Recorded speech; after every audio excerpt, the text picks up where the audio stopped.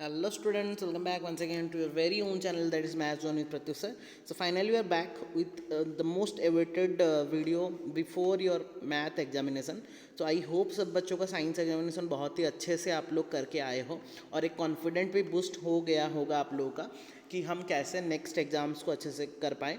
तो most of the बच्चों का किसी बच्चों का 3 एग्ज़ाम ख़त्म हो गया है, बस मेन पेपर और मैथ्स और इंग्लिश बचा है. तो जो कि बहुत ही इंपॉर्टेंट होने वाला है आप लोगों के लिए. और जितना भी हम लोगों ने अभी तक क्वेश्चंस लेवल देखा सीबीएसई का, वो इजी से मॉडरेट में बोल सकता हूँ, ज़्यादा हार्ड में नहीं बोलूँगा. तो उसी के अनुसार साइंस का पेपर भी अगर देखा जाए तो इजी से मॉडरेट के अंदर ही था.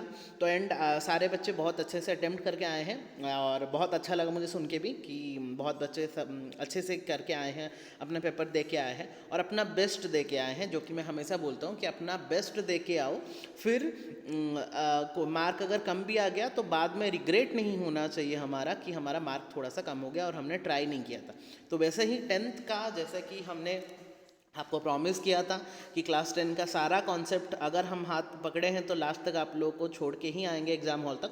तो वैसे ही ये वीडियो मैं लेके आ गया हूँ. मोस्ट एवोटेड वीडियो था जिसमें कि हम लास्ट डे रिवीजन का सबसे बहुत इंपॉर्टेंट सा काम आज करने वाले हैं, जो कि है आपका वन शॉट रिवीजन करने वाले हैं. And one shot that word itself ये आपका एक बहुत इंपॉर्टेंट रोल प्ले करता है. दैट इज़ वन शॉट मतलब एक ही गो में, with a one go will complete all the concept and all the chapters that will be used in your term 1, or that will be come in your term 1 examination in maths. Okay, and so it's the class 10 one shot revision class. Maths all concepts will be cleared or covered after this class.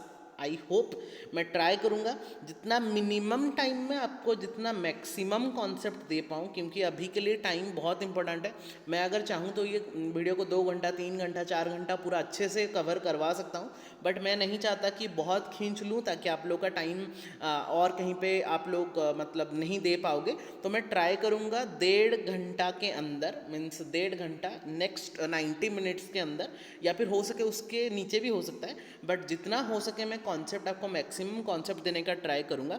जिसमें से कि आप लोगों का अगर हम कुछ भी नहीं पढ़े होंगे, मतलब अगर भूल गए होंगे और कोई चैप्टर, मतलब जैसे साइंस पढ़ रहे हैं और मैथ का हम बहुत पहले से रिवीजन किए थे और भूल गए हैं मैथ्स के बारे में, तो ये वीडियो बहुत हेल्पफुल होने वाला है आप लोगों का पूरा चैप्टर को और एक बार वन शॉट रिवीजन करने के लिए. फिर तो आप लोगों ने बहुत सारा कॉन्सेप्ट किया है. Eight the end of the video मैं थोड़ा सा स्ट्रेटजी भी आपको बता दूंगा कि क्या क्या करना रहेगा, क्या क्या नहीं करना रहेगा. तो और ज़्यादा देरी ना करके फिर डायरेक्टली आते हैं क्या क्या कॉन्सेप्ट है, कहाँ से कितना मार्क्स आने वाला है, क्या आपको करना है एमसीक्यू सॉल्विंग में, और कहाँ पे ज़्यादा टाइम देना है, कहाँ पे कम टाइम देना है, और क्या क्या करना पड़ेगा. क्योंकि कल ही जस्ट 4 बजे शाम को मैं एक फार्मूला सीट अपलोड किया था जिसका कि रिस्पॉन्स बहुत अच्छा था बच्चों का, और जिसमें कि हमने सारा चैप्टर का जो इंपॉर्टेंट फार्मूलाज था उसके ऊपर एक वीडियो बनाया था, जो कि हेल्पफुल रहेगा आप लोगों का मतलब प्रिपरेशन को और थोड़ा बूस्टअप करने के लिए. तो आई हाईली रिकमेंड कि जो बच्चे अभी तक नहीं देखे हैं, डिस्क्रिप्शन में उसका लिंक है, डायरेक्टली जाके आफ्टर दिस क्लास आप लोग जाके उसको थोड़ा सा मतलब स्पीड करके देख लेना या फिर स्क्रीनशॉट ले जाना, ताकि और वहाँ पे पीडीएफ में अटैच भी कर दिया हूँ. अगर चाहो तो, टाइम अगर नहीं है, परमिट नहीं कर रहा, तो डायरेक्टली जाके आप पीडीएफ को डाउनलोड करके फार्मूला सेट को उसको एक बार आधा घंटा रिवाइज कर लेना, जो कि बहुत ही हेल्पफुल रहेगा. छोटा छोटा फार्मूलाज रहता है जो कि हम इतना इंपॉर्टेंट प्ले नहीं करते, मतलब उसको रिवाइज नहीं करते, जो कि आप लोगों को बहुत हेल्पफुल रहेगा टर्म 1 का प्रिपरेशन को और थोड़ा स्ट्रांग बनाने के लिए. क्योंकि मैथ है मतलब आपको कैलकुलेशन चाहिए, और कैलकुलेशन चाहिए मतलब आपको फार्मूलाज वगैरह याद रखना पड़ेगा. नहीं रखोगे तो प्रॉब्लम हो जाएगा. Is that clear to everyone? तो बहुत ही अच्छे से ये क्लास को, बहुत ही अच्छा मूड से ये क्लास को हम स्टार्ट करते हैं. थोड़ा सा मैं लेट हो गया due to other works in school related work, और बहुत बहुत सॉरी कि मैं एमसीक्यू सीरीज और आप लोगों के लिए नहीं ले पा रहा 4 दिन का, जितना भी 4 चैप्टर का है. बट मैं प्रॉमिस कर रहा हूँ कि मैं उसका पीडीएफ, जितना नेक्स्ट का पीडीएफ मैं सेंड कर दूंगा आप लोगों को डिस्क्रिप्शन में. आप लोग खुद से ट्राई करना, बट जो नहीं हो पाया मुझे थोड़ा सा उसका स्क्रीनशॉट भेज देना या फिर मुझे मैसेज कर देना, ताकि मैं जितना हो सके आप लोगों के लिए पॉसिबल मैं कर सकता हूँ. क्योंकि लास्ट नाइट मेरा तबीयत बहुत ही ख़राब हो गया था, इसलिए थोड़ा सा मुझे टाइम नहीं मिला सारा कुछ करने के लिए. बट देर आए दुरुस्त आए, ये वाला वीडियो मुझे बनाना ही था, तो थोड़ा सा अभी तबीयत सही नहीं है, फिर भी बस एक मतलब प्रॉमिस किया है, मतलब उसको एंड में ही आपको ख़त्म करके आना है। तो और ज़्यादा देरी ना करके बच्चों फिर वीडियो को स्टार्ट करते हैं, क्लास को स्टार्ट करते हैं। जितना हो सके थोड़ा ये शेयर कर दीजिए आपके क्लास 10 बच्चों के लिए जिनके पास लिंक नहीं पहुंचा है, ताकि वो लोग भी क्लास को ज्वाइन करके कहीं ना कहीं थोड़ा सा ज्ञान प्राप्त कर सकते हैं। तो और ज़्यादा देरी ना करके फिर क्लास को स्टार्ट करते हैं। पेन और कॉपी लेके बैठेंगे, थोड़ा थोड़ा लिखते जाएंगे जो मैं बोल रहा हूँ। अगर आपके पास पेन कॉपी नहीं है और आपके पास टाइम भी नहीं है तो आप क्विकली रिवाइज करने के लिए स्क्रीनशॉट लेके भी ले सकते हो। आफ्टर द क्लास में इसका लिंक जो है पीडीएफ का लिंक मैं डिस्क्रिप्शन में दे दूंगा, आप लोग वहां से जाके भी इसका रिवीजन अच्छे से कर सकते हो। तो स्टार्ट करते हैं क्लास को। पहले आ जाते हैं सबसे important concept, that is your क्या क्या चैप्टर्स आने वाले हैं, क्या क्या यूनिट आने वाले हैं, उसका कितना वेटेज रहने वाला है सीबीएसई के आपके एग्जाम में। तो पहले थोड़ा सा देख लेते हैं। First chapter is your number system. And number system मतलब आपका रियल नंबर्स जो होता है चैप्टर नंबर 1, ये आपका चैप्टर नंबर 1 हो गया, जहाँ से कि 6 मार्क का क्वेश्चन आ रहा है। ठीक है, 6 मार्क का क्वेश्चन आ रहा है। देन कम्स योर अलजेब्रा, जहाँ पे कि आपका 10 मार्क का क्वेश्चन आ रहा है। द अलजेब्रा में आपका आ जा रहा है पॉलिनोमियल्स आ जा रहा है और लीनियर इक्वेशन। मतलब यहाँ पे मैं लिख दूँ, अगर ये नंबर सिस्टम है चैप्टर 1, अलजेब्रा में 2 और 3 आ जा रहा है आपका। Coordinate geometry that is your chapter number 7, जिसमें से कि आपका कितना आ रहा है, 6 मार्क आ रहा है। ज्योमेट्री पार्ट जैसे कि ट्राइंगल हो गया, that is just 6 number chapter, वहाँ से भी आपका 6 मार्क आ रहा है। ट्रिगोनोमेट्री, ये ट्रिगोनोमेट्री जो हो गया आपका चैप्टर नंबर 8, वहाँ से आपका 5 नंबर का आ रहा है। मेंसुरेशन जैसे area related to circle, area related to circle, वहाँ से आपका 4 मार्क का आ रहा है। स्टैटिस्टिक्स प्रोबेबिलिटी जो कि आपका प्रोबेबिलिटी है, मतलब ये आपका हो गया 12 चैप्टर और ये हो गया आपका 15 चैप्टर, जहाँ से आपका 3 मार्क का आ रहा है। तो in total there will be 40 mark for your term number 1। सो समझ में आ गया सबको, क्योंकि ये भी इंपॉर्टेंट होना जरूरी है, क्योंकि बच्चे क्या होता है ना, एक बार भूल जाते हैं कि कहाँ से क्या पढ़ना है या फिर क्या क्या चैप्टर्स रहता है। तो वेटेज, अगर चैप्टर वाइज वेटेज को देखेंगे तो सारा चैप्टर को इक्वली वेटेज दिया गया है। नंबर सिस्टम को 6 मार्क का, आपका अलजेब्रा का मतलब चैप्टर 2 एंड चैप्टर 3 को 10 मार्क का दिया गया है। कोऑर्डिनेट ज्योमेट्री का 6 मार्क का दिया गया है। ट्रायंगल को भी 6 मार्क का, ट्रिगोनोमेट्रिक से 5 मार्क का दिया गया है। मेंसुरेशन जो एरिया रिलेटेड टू सर्कल है, जो कि थोड़ा सा हार्ड लगता है बच्चों को, वहाँ से 4 मार्क का रहता है। और स्टैटिस्टिक्स प्रोबेबिलिटी जो कि सबसे इजी चैप्टर है, वहाँ से आपको 3 मार्क का। तो इन टोटल आपको 40 मार्क का क्वेश्चन मिल रहा है। But you will get 50 question, okay 50 question out of which you have to attempt any 40 question, ये तो आपको याद ही होगा। एंड सेक्शन 1 में section 1 consist of 20 question in from which you have to attempt any 16, section B 20 question from which you have to attempt any 16, and section C 10 question out of which you have to 8 question. So in total you have to attempt 40 question out of 50 question. That will be the concept about your math paper. तो I hope ये वाला छोटा सा concept आपको पहले से ही पता था, बस मैंने एक बार रिवाइज कर दिया। तो एक चैप्टर वाइज वेटेज को देख के आप उसी के अनुसार उसको थोड़ा सा अच्छे से रिवाइज कर सकते हो। तो that is all about your concept part और weightage part. Next coming back some MCQ preparation tips, how हम MCQ को सॉल्व करेंगे। थोड़ा सा बस एक मतलब शॉर्टकट रिव्यू में मैं बता दे रहा हूँ। पहला पॉइंट जो लिखा गया है, that is your focus on your theory. ठीक है, थ्योरी के ऊपर ज़्यादा फोकस करेंगे, क्योंकि सारा MCQ जो बनता है वो थ्योरी के ऊपर ही बेस करता है। अगर आपके पास थ्योरी या फिर थ्योरम्स वगैरह पता नहीं होगा, या फिर एक स्टेटमेंट पता नहीं होगा और वो स्टेटमेंट को एक MCQ बना दिए होंगे, देन ऑब्वियसली आप लोग को बहुत प्रॉब्लम हो जाएगा उसको ग्राफ करने के लिए। क्योंकि डायरेक्टली आप लोग एक्सरसाइज प्रॉब्लम करके गए होंगे NCERT का, और डायरेक्टली वो एक आपका नोट से गिरा देगा या फिर एक डेफिनेशन से गिरा देगा MCQ, तो वहाँ पे आप लोग प्रॉब्लम फेस कर सकते हो। दैट्स वाई बहुत इंपॉर्टेंट हो जा रहा है अभी लास्ट टाइम में ये नोट्स को अपडेट रिवाइज करने का। जो नोट्स आपके पास है और अभी जो मैं नोट्स प्रोवाइड कर रहा हूँ, ये सारा कुछ मोर देन अनफ है आप लोगों का MCQ लेवल का प्रैक्टिस को और थोड़ा बूस्टअप करने के लिए। तो ज़्यादा से ज़्यादा हो सके तो थ्योरी के ऊपर भी थोड़ा सा प्रैक्टिस करेंगे। Then practice of solving MCQ. Solving of MCQ. Checking an MCQ based examination requires to be familiar with the question format. So continuously practice will make you more efficient to solving MCQ. जितना आप practice करोगे उतना आपको efficiently MCQ को solve करने का मौका मिलेगा। स्पीड एंड एक्यूरेसी ये एक बहुत इंपॉर्टेंट रोल प्ले करता है आपका MCQ को सॉल्व करने के लिए, क्योंकि ऐसे आपका टाइम लिमिट अगर नहीं रहेगा तो सब बच्चे उसको सॉल्व कर लेंगे, बट एक टाइम लिमिट के अंदर उसको सॉल्व करना ही बहादुरी होता है, जो कि आपका स्पीड एंड एक्यूरेसी के ही ऊपर ही डिपेंड करता है। तो ज़्यादा से ज़्यादा आपका स्पीड और एक्यूरेसी तभी बढ़ेगा जब आप ज़्यादा से ज़्यादा MCQ को सॉल्व करोगे। एंड आई होप कि सब बच्चे बहुत ज़्यादा MCQ सॉल्व कर लिए होंगे। जो बच्चे अभी तक नहीं किए हैं, अभी और नया कुछ करने का ज़रूरत नहीं है, क्योंकि अभी नया करोगे तो बाकी जो किए होगे वो सारा भी माइंड से हट जाएगा। Learn to identify the wrong answers. Wrong answer को आइडेंटिफाई करना बहुत ही एक बहुत बड़ा रोल प्ले करता है. The simplest trick is observe the option first and take out the least possible one and repeat process until you reach the correct option. मतलब eliminate, जो मैंने बोला था आपको, एलिमिनेट करना सीखो कि रॉन्ग ऑप्शंस को क्या होगा. मतलब 4 ऑप्शन है, आपको लग रहा है ए और डी तो कभी भी नहीं हो सकता, उसको पहले एलिमिनेट कर दो, बाकी बचा आपके पास बी और सी. तो बी और सी से मोस्ट अप्रोप्रिएट आंसर कौन सा हमें सूट कर रहा है उसको देख के उसको फिर मार्क करना है आपको. तो eliminate the wrong option is one of the best way to solve the MCQ. Analyze your performance को analyze during the practice of MCQ. You can identify your weak and strong point. बहुत ही अच्छा point है कि आपको analyse करना है कि जब आप MCQs कर रहे हो कि हमारा कौन सा चैप्टर से ज़्यादा MCQ रॉन्ग हो रहा है. जैसे कि हम ट्रिगोनोमेट्री, हम एक प्रैक्टिस सेट कर रहे हैं, हमको ज़्यादा टाइम हम 2-3 बार करने से पता चला है कि हमारा ट्राइंगल और ट्रिगोनोमेट्री चैप्टर से MCQ ज़्यादा से ज़्यादा रॉन्ग हो रहा है, बाकी चैप्टर में मेरा सारा कुछ सही हो जा रहा है. तो आपको वो ट्राइंगल और ट्रिगोनोमेट्री चैप्टर को ज़्यादा फोकस करना है, ना कि जो हो रहा है उसको ही बार बार प्रैक्टिस करेंगे, उसमें कोई लॉजिक नहीं बढ़ रहा. तो जो चैप्टर आपका नहीं हो रहा, जो चैप्टर से आपका MCQ ज़्यादा गलत हो रहा है, उसको थोड़ा सा ज़्यादा फोकस करेंगे, ताकि ज़्यादा से ज़्यादा जो नहीं हो रहा उसको अगर फोकस करेंगे तो हो सकता है कि वो आपका एट द एंड बहुत अच्छे से हो जाएगा. And the last but not the list, practice through the sample paper, जो कि हम पहले से ही बोल के रखें कि जितना से जितना हो सके आपको प्रैक्टिस करना है सैम्पल पेपर को.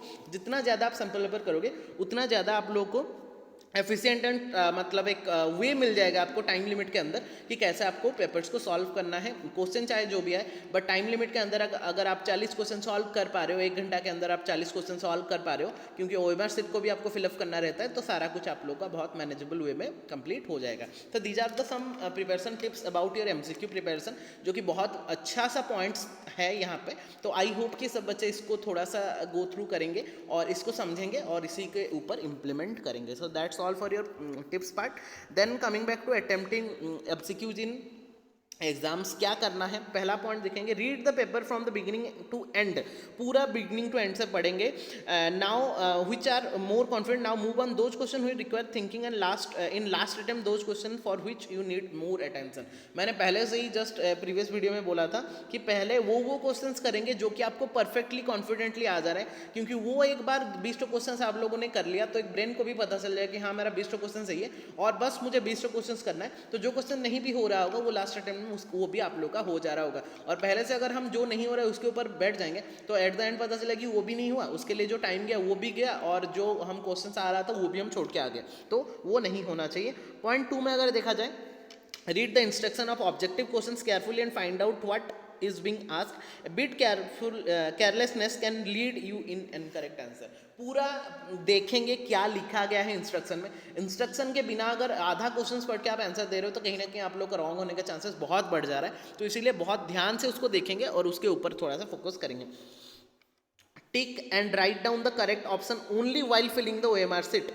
ठीक है, आपको परफेक्ट आंसर जो लग रहा है, जो मोस्ट अप्रोप्रिएट आंसर आपको लग रहा है कि यही होने वाला है, उसी को टिक करेंगे या फिर डार्कन करेंगे, या फिर उससे पहले करके बाद में उसको कट करके नेक्स्ट ऑप्शन को चूज करने से बेहतर है थोड़ा टाइम लेंगे, रहेंगे अच्छे से उसको एनालाइज करेंगे कि हाँ मेरा ये आंसर सही है, सी इज़ द करेक्ट आंसर. तो पहले से हड़बड़ी से सी लिख देंगे, फिर बाद में पता चले कि D is the correct answer, तो वहाँ पे ओवर रेटिंग करना कोई भी लॉजिक नहीं बैठ रहा और वहाँ पे आपको मार्क भी नहीं मिलने वाला. तो बहुत केयरफुल रहेंगे और एक केयरलेसनेस आपका बहुत बड़ा एक इम्पैक्ट क्रिएट कर सकता है. Step by step solution is not required in MCQ type question. It is waste of time. You will not get extra time for this. That is the most important point कि आपको step marking नहीं मिलने वाला. यहाँ पे कोई आपका rough paper या फिर आप कहाँ से कैसे सॉल्व किया वो कोई नहीं देखेगा. वो सब आपका आंसर के ऊपर डिपेंड करता है कि आपका आंसर अगर सही है, चाहे आप तुक्का मार रहे हो चाहे आप सही कर रहे हो, आपका आंसर ही जज किया जाएगा, ना कि आपका स्टेप. तो लंबा करके स्टेप को बस टाइम को वेस्ट करने से और कुछ नहीं है. तो इसलिए टाइम वेस्ट ना करके जितना हो सके मिनिमम टाइम में आपको मैक्सिमम आउटपुट देना है, मैक्सिमम MCQ सॉल्व करना है. वो तभी हो सकता है जब आप प्रैक्टिस ज़्यादा से ज़्यादा लेवल का करोगे और आपका कॉन्सेप्ट पूरा क्लियर हो जाएगा. So that is your step number 3 कि टाइम मैनेजमेंट के साथ टाइम वेस्ट आपको नहीं करना है. Most of the time you need to solve the MCQ completely to get the correct answer. You can start thinking in reverse order and choose the best fit option. ये भी एक बहुत अच्छा option है कि डायरेक्टली आप लोग reverse order में, मतलब ऑप्शन से ही पुट करके भी, जैसे कि लीनियर इक्वेशन दिया था कौन सा एक सोल्यूशन होगा, तो ऑब्वियसली आप लोग को 4 ऑप्शन से कोई सा अप्रोप्रिएट आंसर लग रहा है कि ये पुट करने से हमारा सोल्यूशन सेटिस्फाई कर जा रहा है, तो हमको रिवर्स ऑर्डर में जाना पड़ेगा. क्योंकि अगर स्टार्टिंग ऑर्डर से आए तो बहुत टाइम लग जाएगा आपको परफेक्टली आंसर के पास पहुंचने में और उतना टाइम आपके पास नहीं होगा एक क्वेश्चंस में डील करने के लिए। तो आपको रिवर्स ऑर्डर में भी कर सकते हो ताकि डायरेक्टली आप लोग put the value and gate the answer वाला कॉन्सेप्ट लगा के आप लोग डायरेक्टली एमसीक्यू सॉल्व करते हो। बार बार ये रिपीट हो रहा है कि आपको यहाँ पे स्टेप्स कोई नहीं देखेगा, तो स्टेप्स ना करके थोड़ा सा दिमाग लगा के आपका शॉर्ट ट्रिक अप्लाई करके ज़्यादा से ज़्यादा एमसीक्यू को सॉल्व करेंगे, क्योंकि 1.5 घंटा में 40 एमसीक्यूज करना is not a easy task. Okay, as there is no negative marking for incorrect answer, so don't leave any question unanswered, use your guess if you have not exact idea about the correct answer. That is the last point, is all about your तुक्का part, कि 4 question last में नहीं हो रहा है तो ज़्यादा अच्छे बच्चे की तरह वो 4 क्वेश्चन छोड़ के नहीं आना है। आपको जो मोस्ट अप्रोप्रिएट लग रहा है या फिर कुछ भी नहीं आ रहा है तो मोस्ट अप्रोप्रिएट आंसर मैंने जैसे बोला था बी और सी में ही रहता है ज़्यादातर, तो आपको उसको लगा के आना है, क्योंकि नेगेटिव आंसर यहाँ पे नहीं है, नेगेटिव मार्किंग आपका नहीं है, मतलब गलत होने से आपका नेगेटिव नहीं होगा मार्क। तो ज़्यादा अच्छे बच्चे की तरह छोड़ के नहीं आएंगे, जो भी नहीं आ रहा उसके ऊपर कोई एक गेस लगा के आ जाएंगे कि हाँ चलो ये तुक्का मार के आ जाते हैं कि अगर सही हो गया तो कहीं ना कहीं आप लोग को 1 या 2 मार्क भी मिल सकता है। So that is all about your attempting the MCQs and exams but and all about your क्या करना है आपको मतलब एमसीक्यू को अच्छे से सॉल्व करने के लिए। These are all the tips and tricks about your how to solve the MCQ part. So that's all about your tips and tricks. Now directly move on to the concept पर, जो कि आज के class का बहुत ही एक important सा role play करने वाला है। आई होप सब बच्चे यहाँ पे ज्वाइन कर लिए होंगे, तो जितना हो सके थोड़ा सा शेयर कर लेंगे आप लोग के क्लास 10 के बच्चों के साथ, ताकि जितना एंगेजमेंट बढ़ेगा ऑब्वियसली सबको थोड़ा सा बेनिफिट मिलना चाहिए। और अगर मिल रहा है फ्री ऑफ कॉस्ट सारा बेनिफिट तो आपको भी ग्राफ करना चाहिए। ऐसा नहीं होना चाहिए कि मेरा सब कुछ हो गया है तो मैं ये वाला वीडियो नहीं देखूंगा, नहीं मतलब मैं फोर्स नहीं कर रहा किसी बच्चों को, बट देखना बहुत ही यूजफुल वीडियो होने वाला है जिसका लास्ट टाइम रिविजन को और थोड़ा सा बूस्टअप करना है। क्योंकि लास्ट टाइम में हमारा क्या होता है ना, हम जान नहीं पाते हम क्या करेंगे, ये करेंगे वो करेंगे, तो एक सिक्वेंशियल ऑर्डर में अगर सारा कुछ करेंगे, सारा चैप्टर को एक बार रिवाइज कर देंगे ये 1-1.5 घंटा में, तो that will be more useful in your term 1 examination for sure. तो ज़्यादा और देरी ना करके डायरेक्टली आते हैं क्लास में। 16 minute already completed. I will try to complete all this concept from chapter 1 to chapter 15, that 8 chapter in 1.5 hour try करूँगा मैं। थोड़ा ज़्यादा इधर उधर हो सकता है, कम भी हो सकता है, but I will try to cover all the bit by bit concept, and I will try to cover all the most important thing that you should remember for scoring 40 on 40 in term 1. I hope अगर आप वो वे में जाओगे तो फाड़ के आ जाओगे 40। सो ज़्यादा और देरी ना करके क्लास को स्टार्ट करते बच्चों, एंड आई होप सब कोई ज्वाइन हो गए होंगे, कॉपी पेन पकड़ के बैठ गए होंगे, अपना कुर्सियाँ संभाल लो और स्टार्ट करते हैं हमारा ये 1 शॉट क्लास, जो कि बहुत ही एक इंटरेस्टिंग सा क्लास होने वाला है। Okay, so let's come to the first chapter, that is your real number, one of the nice chapter we can say. Real number जो कि बहुत ही एक इंपॉर्टेंट सा रोल प्ले करता है सारा कॉन्सेप्ट में, और उसका वेटेज 6 मार्क का रहता है। तो स्टार्ट करते हैं उसका कॉन्सेप्ट के ऊपर, कि पहले तो आ जाते हैं प्राइम, को प्राइम एंड कॉम्पोजिट नंबर के ऊपर। Prime numbers are those number which have factor 1 and itself, ये तो आपको पता है, लाइक 2, 3, 5, 7, 11 ये आपका प्राइम नंबर्स होता है। को प्राइम और प्राइम का कोई भी डिफरेंस मतलब कनेक्शन नहीं रहता। बच्चे हमेशा सोचते हैं कि सर को प्राइम लिखा है मतलब प्राइम से कुछ रिलेट कर रहा होगा, बट को प्राइम प्राइम सबका क्लियर हो गया। जो मैं पॉइंट्स बोल रहा हूँ बस उसको सुनो अच्छे से, लिखने का भी जरूरत नहीं है। After the class you will get the PDF, directly PDF से और एक बार रिवाइज कर देना क्या क्या समझे। समझना is much more important than बस लिखना क्या क्या लिखा गया है, क्योंकि लिखने के बाद फिर से आपको खुद से ही समझना पड़ेगा। तो इसलिए मैं बोल रहा हूँ जो मैं बोल रहा हूँ, जो पॉइंट्स मैं आपको डिक्टेट कर रहा हूँ उसको आप अच्छे से समझ जाओ, ताकि एक वे आपका ब्रेन में घुस जाए कि हाँ जो मैंने पढ़ा वो और एक बार मुझे देखना नहीं पड़ेगा, डायरेक्टली उसको जाके मुझे इम्प्लीमेंट करना पड़ेगा क्लास में, एग्जाम में।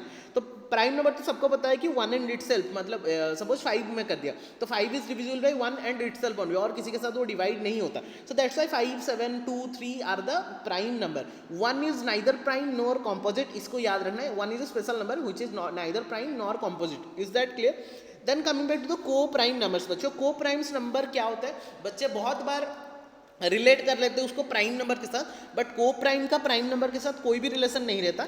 Are those number which do not have any common factor other than 1। अगर ऐसा 2 नंबर आप चूज करोगे जिनका कॉमन फैक्टर 1 ही रहेगा और कुछ भी नहीं रहेगा, वो दोनों नंबर्स को हम को प्राइम बोलेंगे, ना कि कोई भी 2 प्राइम नंबर को हम को प्राइम बोल रहे हैं। ये बात बहुत क्लियर हो जाना चाहिए। लाइक मैं अगर लिया 4,5, it is also a coprime number, मतलब the pair is said to be coprimes because 4 and 5 का एक कॉमन फैक्टर 1 आ रहा है।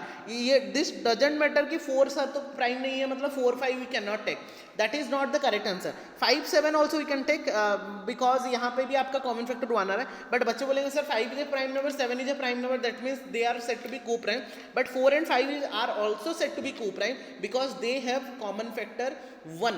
Is that clear? तो को प्राइम और प्राइम का कोई भी कॉन्सेप्ट मतलब मैच नहीं कर रहा, इसलिए इसमें बहुत क्लियर होना है बच्चों का, इसमें बहुत रॉन्ग होने का चांसेस रहता है, तो इसको मैं ज़्यादा फोकस करूंगा कि प्राइम नंबर समझ में आ गया, को प्राइम नंबर समझ में आ गया, composite those number which are not prime, जो प्राइम नहीं होता वो कॉम्पोजिट होता है, दैट्स ऑल, उसका और कोई टेंशन नहीं है. 10 हो गया, 12 हो गया, 18 हो गया, 19 हो गया, 19 is a prime number, 20 20 is a को आपका composite number. This is all about your prime number, composite number and को प्राइम नंबर. क्यों मैं ये कॉन्सेप्ट बता रहा हूँ?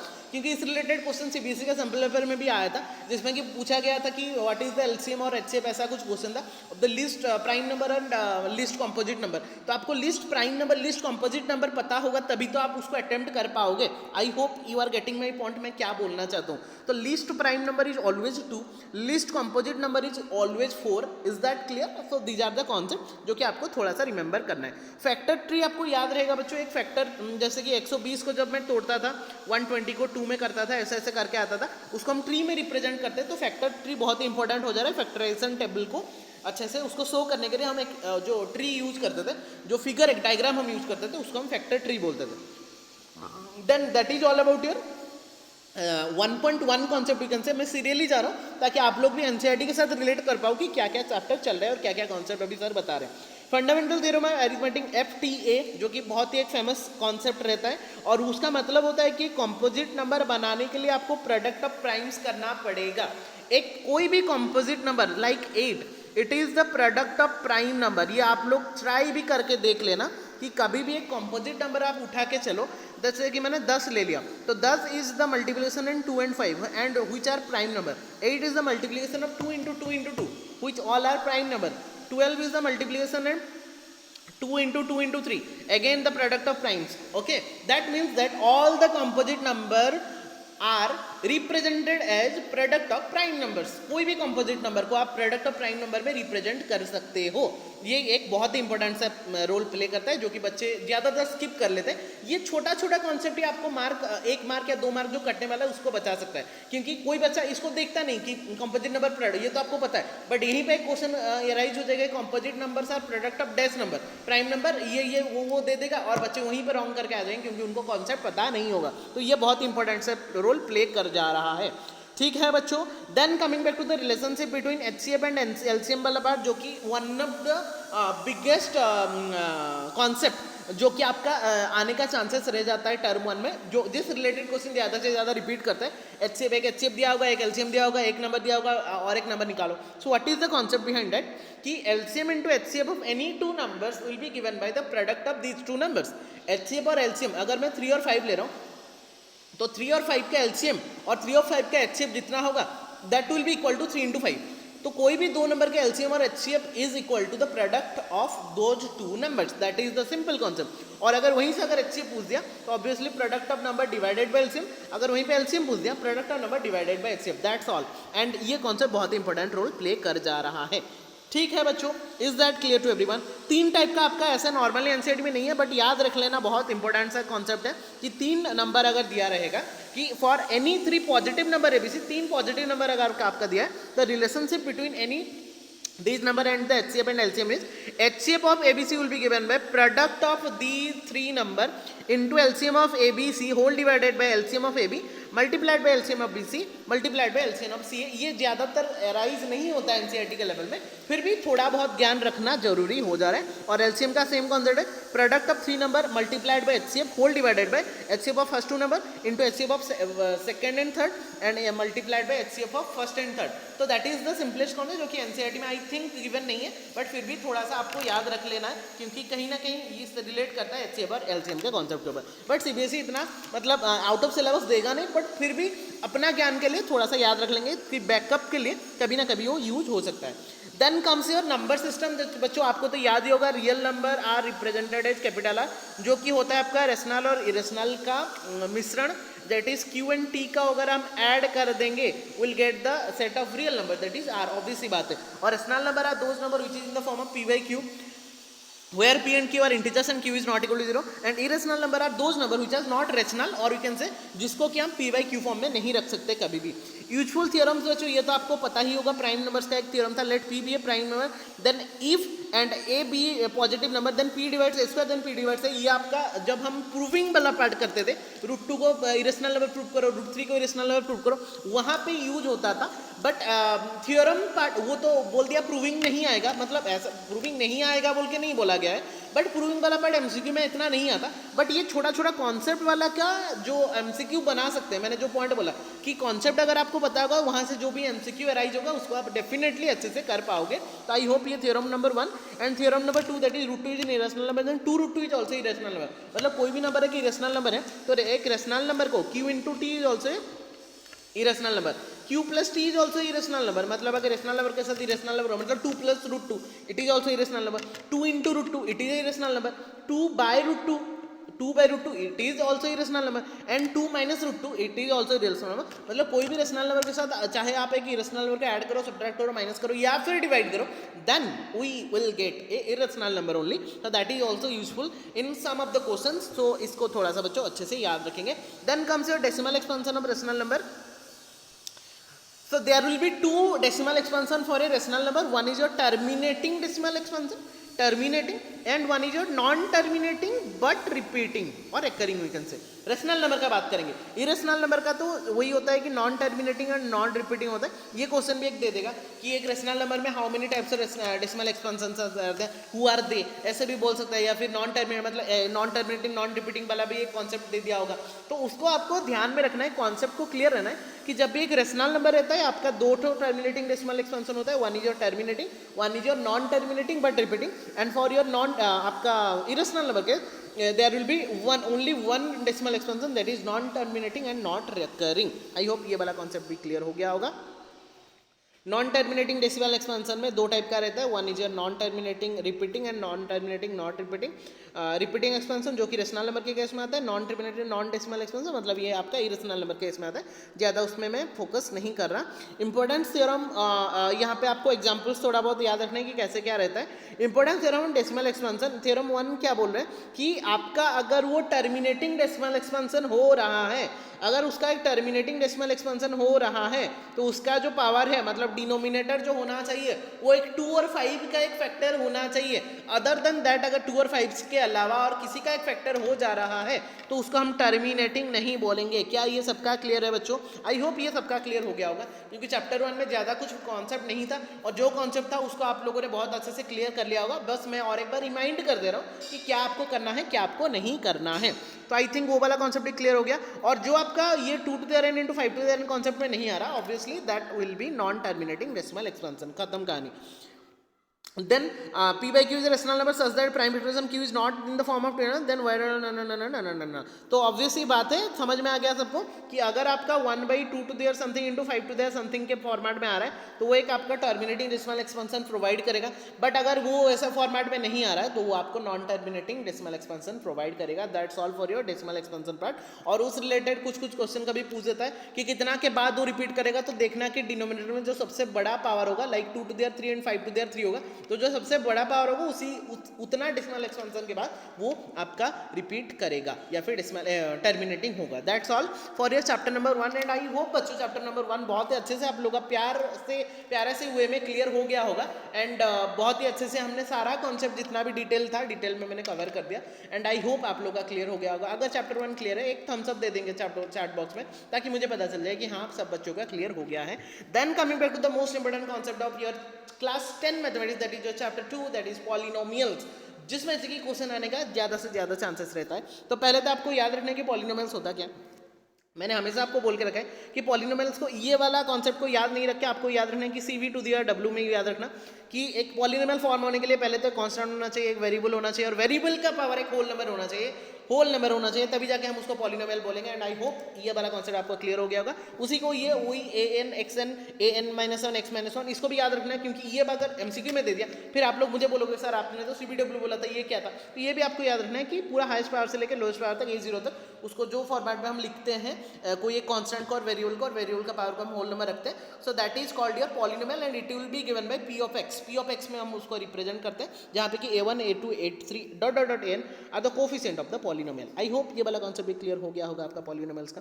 Then comes the degree of the polynomial, जो कि आपको पता है degree of the polynomial always represents the highest power containing in a polynomial. एक पॉलिनोमियल में जो सबसे हाईएस्ट पावर रहता है उसको हम डिग्री ऑफ द पॉलिनोमियल बोलते हैं। टाइप्स ऑफ पॉलिनोमियल में बहुत इंपॉर्टेंट रोल प्ले कर रहा है, क्योंकि इसमें से शॉर्ट क्वेश्चन आने का ज़्यादा से ज़्यादा चांसेस रहता है कि लीनियर पॉलिनोमियल किसको बोलते हैं, जो पॉलिनोमियल का डिग्री आपका 1 होगा। क्वाड्रेटिक किसको बोलते हैं, जिसका पॉलिनोमियल का डिग्री आपका 2 होगा। क्यूबिक किसको बोलते हैं, जिसका पॉलिनोमियल का डिग्री आपका 3 होगा। एंड बाई क्वाड्रेटिक किसको बोलते हैं, जिसका आपका डिग्री इक्वल टू 4 होगा। उससे ज़्यादा आपका नहीं होता 10th क्लास के लेवल में। ऐसे तो बाई क्वाड्रेटिक भी नहीं आता, बट फिर भी याद रखना जरूरी है, क्योंकि कहीं ना कहीं अगर सीबीएसई पूछ दिया तो आपको वहाँ पे बैकअप मिल जाएगा कि हाँ हमको पता था।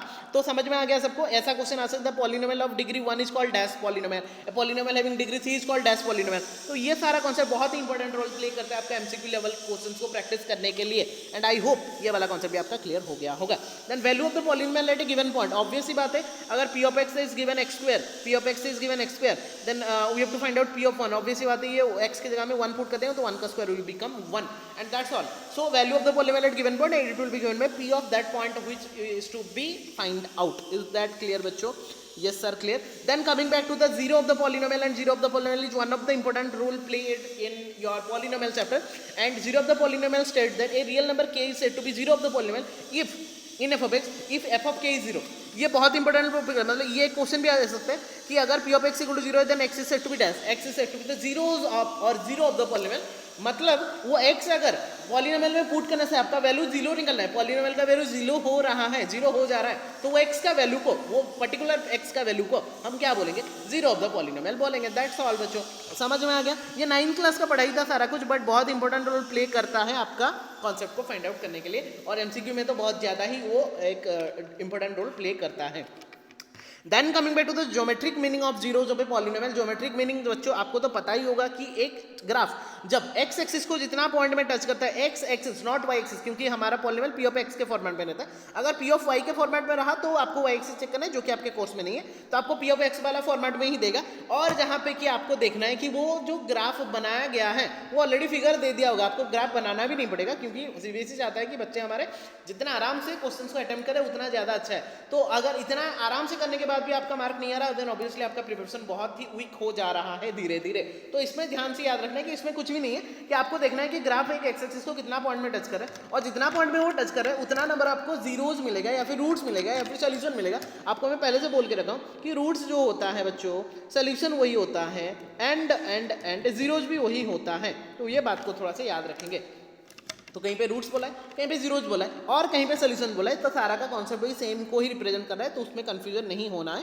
तो एक ग्राफ ऐसे दिया है 1 2 3 4 5, 1 2 3 4 5, 5 पॉइंट में अगर वो टच कर रहा है तो will gate 5 zeros, that's all, और कुछ नहीं है। एक डायरेक्टली एक फिगर दे दिया होगा और बोला होगा find the number of zero, तो बस देखना है आपको कि वो एक्स एक्सिस को कितना पॉइंट में टच कर रहा है। क्या ये भी क्लियर है सबका? अगर सर ग्राफ ऐसे में दे दिया तो कितना जीरो होगा? ऑब्वियसली जीरो मिलेगा, क्योंकि वो एक्सिस को टच ही नहीं कर रहा, और अगर वो एक्सिस को टच ही नहीं कर रहा तो उसका इंटरसेक्शन पॉइंट ही नहीं मिलेगा, और अगर इंटरसेक्शन पॉइंट मिलेगा ही नहीं तो उसमें से आप जीरो भी नहीं निकाल सकते। So that is all about your geometric meaning of zeros of the polynomial. Then coming back to the most important concept from your polynomial chapter, that is your relationship between zeros and coefficient of the polynomial. Zeros और coefficient of the polynomial के relation क्या था बच्चों?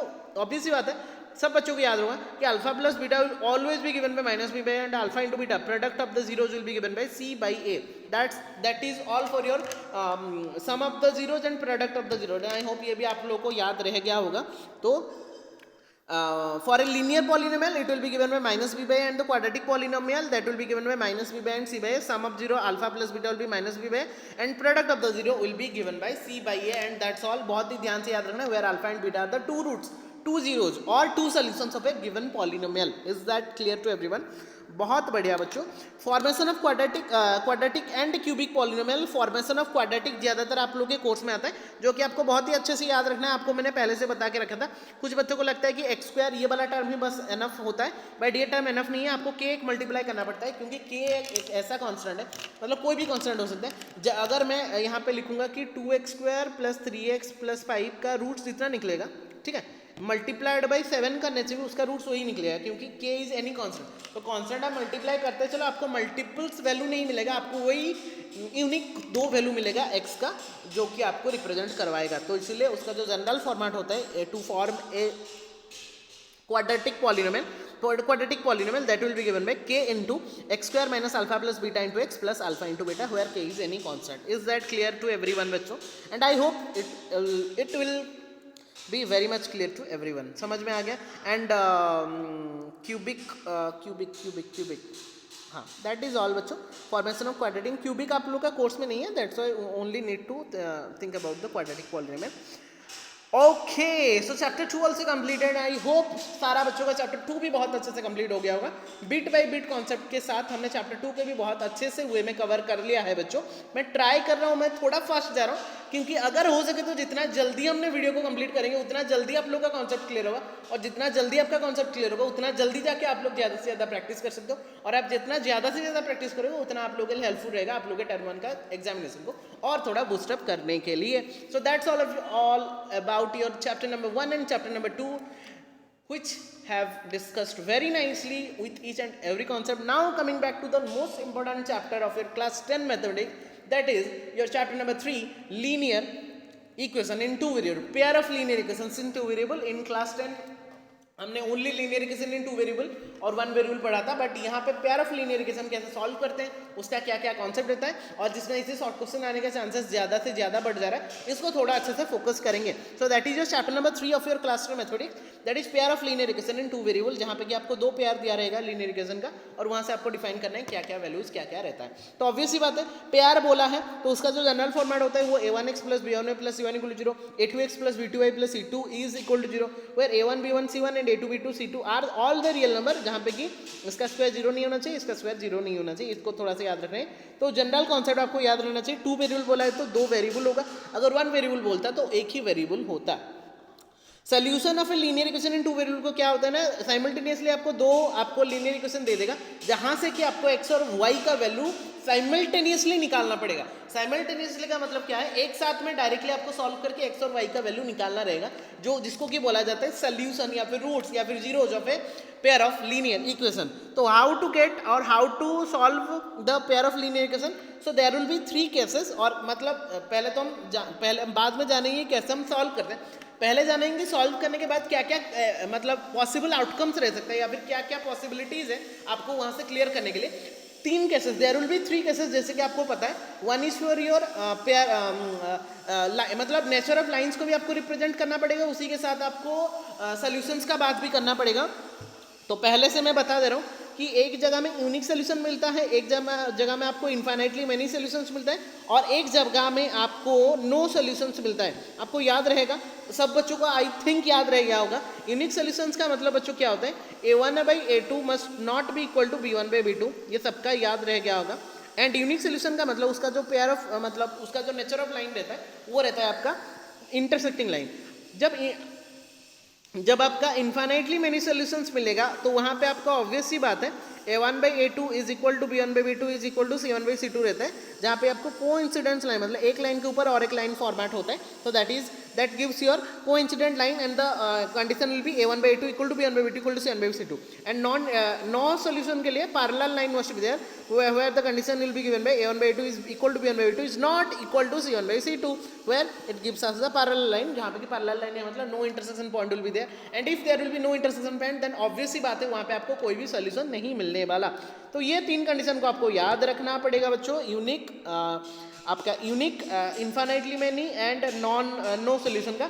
और बच्चों ये याद रखना कि यूनिक आपको कोई सोल्यूशन मिल रहा है मतलब वो कॉन्सिस्टेंट बोला जाता है. यूनिक को हम कॉन्सिस्टेंट बोलते हैं, इन्फाइनाइटली को हम कॉन्सिस्टेंट बोलते हैं, बट यूनिक को हम नॉर्मल कॉन्सिस्टेंट बोलते हैं. बट इन्फाइनाइटली मैनी जहाँ पे मिलता है कॉन्सिस्टेंट एंड डिपेंडेंट बोलते हैं, क्योंकि एक के ऊपर सारे कोई डिपेंड करते हैं. और नो सोल्यूशन में आपको इनकॉन्सिस्टेंट बोला जाता है. ये कभी कभी भी क्वेश्चन में अराइज कर देता है कि अगर एक दे देगा मतलब 2 ठो पेयर ऑफ लीनियर इक्वेशन दे देगा और बोलेगा कि ये कॉन्सिस्टेंट है या फिर इनकॉन्सिस्टेंट है, तो वहाँ से आपको देख के ये वाला प्रॉपर्टी को जज करना पड़ेगा कि अगर यूनिक मिला तो ओनली कॉन्सिस्टेंट लिखेंगे, अगर इन्फाइनाइटली मेनी सोल्यूशन मतलब आपका कोइंसिडेंट लाइन का प्रॉपर्टी दिखा रहा है तो वहाँ पे कॉन्सिस्टेंट तो लिखेंगे, विद डिपेंडेंट लिखेंगे. जो बच्चे चैप्टर 3 का एमसीक्यू सीरीज देखे होंगे वहाँ पे आपको पता चल जाएगा कौन सा टाइप का क्वेश्चन के बारे में मैं बोल रहा हूँ.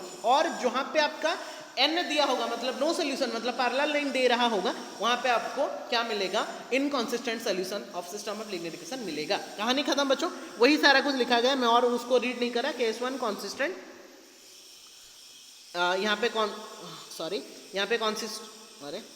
Consistent no solution infinitely many solution था, यहाँ पे वो लिखा गया है dependent pair of it is also always consistent, मतलब वो जो हम इन्फाइनेटली का बात कर रहे थे। तो यहाँ पे nature of line and consistent यहाँ पे लिखा था, मैं खाली में लिख रहा था a1/a2 is not equal to b1/b2 exactly one solution that is unique solution and system is consistent, intersecting lines मिलेगा आपका नेचर ऑफ लाइन्स। समझ में आया क्या बच्चों? यस सर, आ गया। The second condition is all about your a1/a2 is equal to b1/b2 is equal to c1/c2। यहाँ पे आपको इन्फाइनेटली मेनी सोल्यूशंस मिलेगा and it is coincident line और सिस्टम इज कॉन्सिस्टेंट तो रहेगा ये भी, बट ये यहाँ पे डिपेंडेंट का एक कॉन्सेप्ट रह जाएगा। The third point is when a1/a2 is equal to b1/b2 is not equal to c1/c2, then we will get the nature of lines as parallel lines, and if parallel lines are there, so no intersection point will be there, and if there will be no intersection point, then obviously बात है वहाँ पे no solution आपको मिलेगा, and at that time the system will be inconsistent, जहाँ पे कि आपको consistent solution नहीं मिलेगा। That's all for your 3 condition, जो कि बहुत ही इंपॉर्टेंट रोल प्ले करता है आपका कोई भी क्वेश्चन को सॉल्व करने के लिए, और इस टाइप का क्वेश्चन में से 1 या 2 क्वेश्चन आने का पूरा 100% चांसेस है। तो इस टाइप का क्वेश्चन को ज़्यादा से अच्छे से रीड करके जाएंगे और ये कॉन्सेप्ट को अच्छे से देख के जाएंगे। So there will be 4 methods actually, graphical, cross multiplication, substitution and elimination, but graphical ज़्यादातर एमसीक्यू के लिए इतना इंपॉर्टेंट नहीं है। क्रॉस मल्टीप्लिकेशन आपका हट गया है क्या, सब्स्टिट्यूशन एंड एलिमिनेशन। तो first one is a substitution method, जहाँ पे कि आपको 2 इक्वेशन दिया रहेगा, वहाँ से x का वैल्यू 1 निकालो, उसको लेके सेकंड इक्वेशन में पुट कर दो, वहाँ से आपको y का वैल्यू मिल जाएगा, और y का वैल्यू मिलकर फिर से x में पुट कर दो तो वहाँ पे x का वैल्यू मिल जाएगा। तो but it is little bit time taking, यहाँ पे थोड़ा सा टाइम लगता है, but I will highly recommend you to go through the elimination method, जो कि सबसे सिंपल होता है और सारे वे में आप लोग इसको रिप्रेजेंट कर सकते हो, और बहुत क्विक टाइम में आप लोग सॉल्व करके इसका वैल्यू x और y का रेस्पेक्टिव वैल्यू को निकाल सकते हो। तो I will highly recommend to use the elimination method or but not to use your substitution method for your accuracy and time management। is that clear? and cross multiplication तो है नहीं आप लोग का। ग्राफिकल में आपको करना क्या रहता है, ग्राफिकल में बस दिया रहेगा आपको, सपोज एक ग्राफ दिया रहेगा और ऐसा पैरेलल लाइन का एक इक्वेशन दिया रहेगा, तो आपको बताना है कि यहाँ पे कितना सोल्यूशन है, तो obviously no solution will be there. तो ऐसा टाइप का ग्राफिकल का ज़्यादा इंपॉर्टेंट रोल नहीं प्ले करता है एमसीक्यू में, बस उसको थोड़ा सा देख के जाना। Then coming back to your equation reducible to the linear equation, ये तो आपको पता ही होगा कि कोई भी एक इक्वेशन अगर लीनियर इक्वेशन के फॉर्मेट में नहीं दिया है, तो जैसे कि मैंने बोला 2/x + 3/y = 7, तो यहाँ पे आपको रिड्यूसेबल मेथड अप्लाई करने के लिए मैं क्या करूँगा, मैं रिड्यूसेबल मेथड में यहाँ पे 1/x को u ले जाऊँगा और 1/y को v ले जाऊँगा। So that is after that will get 2u + 3v = 7। Now it will form a linear equation, and second equation को भी लीनियर को फॉर्मेट में सजा देंगे। तो after getting the pair of linear equation we can solve and you will get u and v।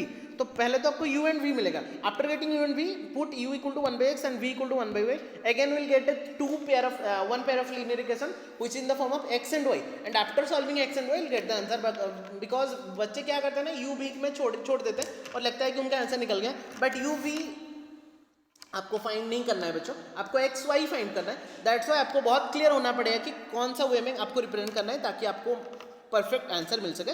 तो after getting u and v just put it, जहाँ पे आप पुट किए होगे वहाँ पे रेस्पेक्टिव आपको एक्स एंड वाई मिल जाएगा। After getting x and y again solve the pair of linear equation by using the elimination or substitution method to get the respective x and y. After getting x and y you will get your respective answer, and I hope ये वाला भी clear हो गया होगा। How to check whether your answers are correct or not? Just put those respective values of x and y in the your equation part, and if it satisfy the equation then obviously you have the correct answer। but अगर वो satisfy नहीं करना है, कहीं ना कहीं आप लोग का कहीं ना कहीं थोड़ा बहुत गलती हुआ होगा, तो उसको थोड़ा सा rectify कर लेंगे। And I hope that is all for your part 3 or chapter number 3, that is your linear equation, pair of linear equation in 2 variable। and I hope बच्चों ये वाला कॉन्सेप्ट भी बहुत अच्छे से आप लोगों का क्लियर हो गया होगा कि हमने क्या रिवाइज किया और इसमें से हमको क्या आउटपुट मिला। एंड आई होप बहुत अच्छे से आप लोगों का चैप्टर नंबर 3 का बिट बाय बिट सारा कॉन्सेप्ट जितना कवर करना है मैंने कवर करवा दिया। उस रिलेटेड प्रॉब्लम्स बस आपको ज़्यादा से ज़्यादा करना है to get the maximum output. So I hope chapter number 3 also clear very nicely. So अगर आप लोग सबका क्लियर है, जो भी अभी देख रहे हैं या फिर बाद में देखेंगे, जस्ट कमेंट सेक्शन में एक थम्स अप दे देंगे, हाँ सर हमारा क्लियर हो गया। So let's go to the next chapter, but next chapter is triangles, but triangle मैंने लास्ट में रखा है। Then coming back to the coordinate geometry part, that is your, मैं वो हमारा सीक्वेंस वाइज हम नहीं जा रहे, मतलब एनसीईआरटी के सीक्वेंस में नहीं जा रहा, मैं अपने सीक्वेंस में जा रहा हूँ, but anyhow we have to cover any 8 chapters, so don't worry about that. Then coming back to the fourth chapter, we have completed chapter number 1, chapter number 2 and chapter number 3 very nicely. Then according to NCERT this is your 7th chapter, that is your coordinate geometry. So हमारे sequence में 4 number chapter आ रहा है, तो इसको थोड़ा ध्यान से याद रखेंगे. आई होप इतना तक सबका क्लियर हो गया होगा और सब कोई पानी वानी पी के बैठे होंगे और क्लास को बहुत अच्छे से अटेंड कर रहे होंगे. Already it is 44 minutes and I hope will fix it up before 1.5 hour, I hope. So let's get into the class again. 5 chapter complete होने के बाद थोड़ा सा मैं 2 मिनट का ब्रेक दूंगा, मैं थोड़ा सा पानी पी लूंगा, फिर मैं कंटिन्यू करूंगा, क्योंकि कंटिन्यूसली मैं भी पढ़ाता रहूंगा. So at the end of the video मुझे भी उतना पेशेंस नहीं मिलेगा, मैं डायरेक्टली 1.5 घंटे का क्लास ले पाऊँ, तो इसलिए थोड़ा सा पानी मैं पी लूंगा after 5th chapter. So just मैं मैराथन को स्टार्ट कर लेता हूँ again. So again we will start from the chapter number 7 of your NCERT and 4th chapter of our sequence, that is your coordinate geometry. CG, one of the easiest chapter for your standard 10 mathematics you can say, क्योंकि इससे बहुत easy question आता है, बस 2-3 ही concept है इसमें जो कि आपको याद रखना है, बट बहुत इंपॉर्टेंट सा रोल प्ले करता है इसमें ये चैप्टर में, क्योंकि यहाँ पे बच्चे रॉन्ग ज़्यादा करते हैं. तो पहले तो आप आते हैं कोऑर्डिनेट ज्योमेट्री है, मतलब आपको कार्टेशियन प्लेन के ऊपर ज़्यादा ध्यान देना पड़ेगा. ये आपका एक्स एक्सिस होता है, ये आपका वाई एक्सिस होता है, ये आपका होल प्लेन को 4 क्वाड्रेंट में डिवाइड करता है. ये आपका Q1 होता है क्वाड्रेंट, यानी Q2 होता है, ये Q3 होता है, ये Q4 होता है, ये तो आपको याद होगा. इसका जो आपका ये होता है क्या बोलते हैं इसको, साइन होता है, प्लस प्लस होता है. इसका जो साइन होता है बच्चों ये क्या होता है, माइनस प्लस होता है. इसका जो साइन होता है ये माइनस माइनस होता है, और इसका जो साइन होता है प्लस माइनस होता है. ये तो आपको याद ही होगा, ये सारा कुछ लिखा गया है, थोड़ा सा रीड कर लेंगे पीडीएफ में. मैं और ज़्यादा उसको डिटेल में नहीं जा रहा, आप लोग पीडीएफ डाउनलोड करके उसको थोड़ा सा एक ओवरलुक कर लेना. इट विल टेक हार्डली आधा घंटा to cover all this concept, अगर आप लोगों ने अच्छे से समझ लिया. इसलिए मैं बोल रहा हूँ जो मैं कॉन्सेप्ट बता रहा हूँ, जो मैं समझा रहा हूँ, उसको थोड़ा सा ध्यान से समझने का ट्राई करो. कहीं ना कहीं आप लोग का प्रिपरेशन में कोई एक छोटा मोटा पॉइंट छूट भी गया होगा, तो वो भी आराम से कवर हो जाना चाहिए ये वाला वीडियो देखने के बाद. समझ में आया बच्चों? तो यहाँ पे वही है कि X Y plane, X axis Y axis, और यहाँ पे एक पॉइंट पी लेते हैं जिसका कि कोऑर्डिनेट हमारे एक्स और वाई होता है, जहाँ पे कि एक्स वाई एक पॉइंट का कोऑर्डिनेट्स रहता है, जहाँ पे एक्स कोऑर्डिनेट बोलते हैं, वाई कोऑर्डिनेट बोलते हैं. But again x is called abscissa, हमने 9th में पढ़ा था. वाई इज कॉल्ड ऑर्डिनेट, ये भी याद रखना है, कहीं ना कहीं ये भी पूछ देता है कभी कभी. बट ये that is all for your class 9 concept और कोऑर्डिनेट ज्योमेट्री. क्योंकि हम कोऑर्डिनेट ज्योमेट्री पढ़ रहे हैं तो थोड़ा बहुत आपको ज्ञान रहना चाहिए कि क्या कॉन्सेप्ट को हम कहाँ पे यूज कर रहे हैं. तो कोऑर्डिनेट ज्योमेट्री का यही पार्ट था कि वो क्वाड्रेंट 4 को डिवाइड कर रहा है, 2 पे एक्सिस रहता है, और जो उनका मिडिल पॉइंट रहता है उसको ओरिजिन बोलते हैं, जिसका कोऑर्डिनेट हमारा 0 0 रहता है. ये छोटा छोटा पॉइंट है जो कि ऑब्वियसली आपको याद रह गया होगा. And now coming to the most important concept of your coordinate geometry part from class 10, that is your distance formula. One is your distance formula, one is your section formula. Distance formula is nothing but to find out the distance, the length or the distance between any 2 points given in a Cartesian plane.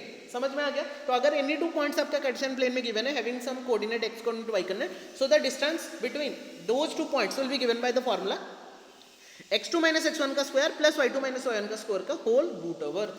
x2 minus x1 का square plus y2 minus y1 का square का whole root over.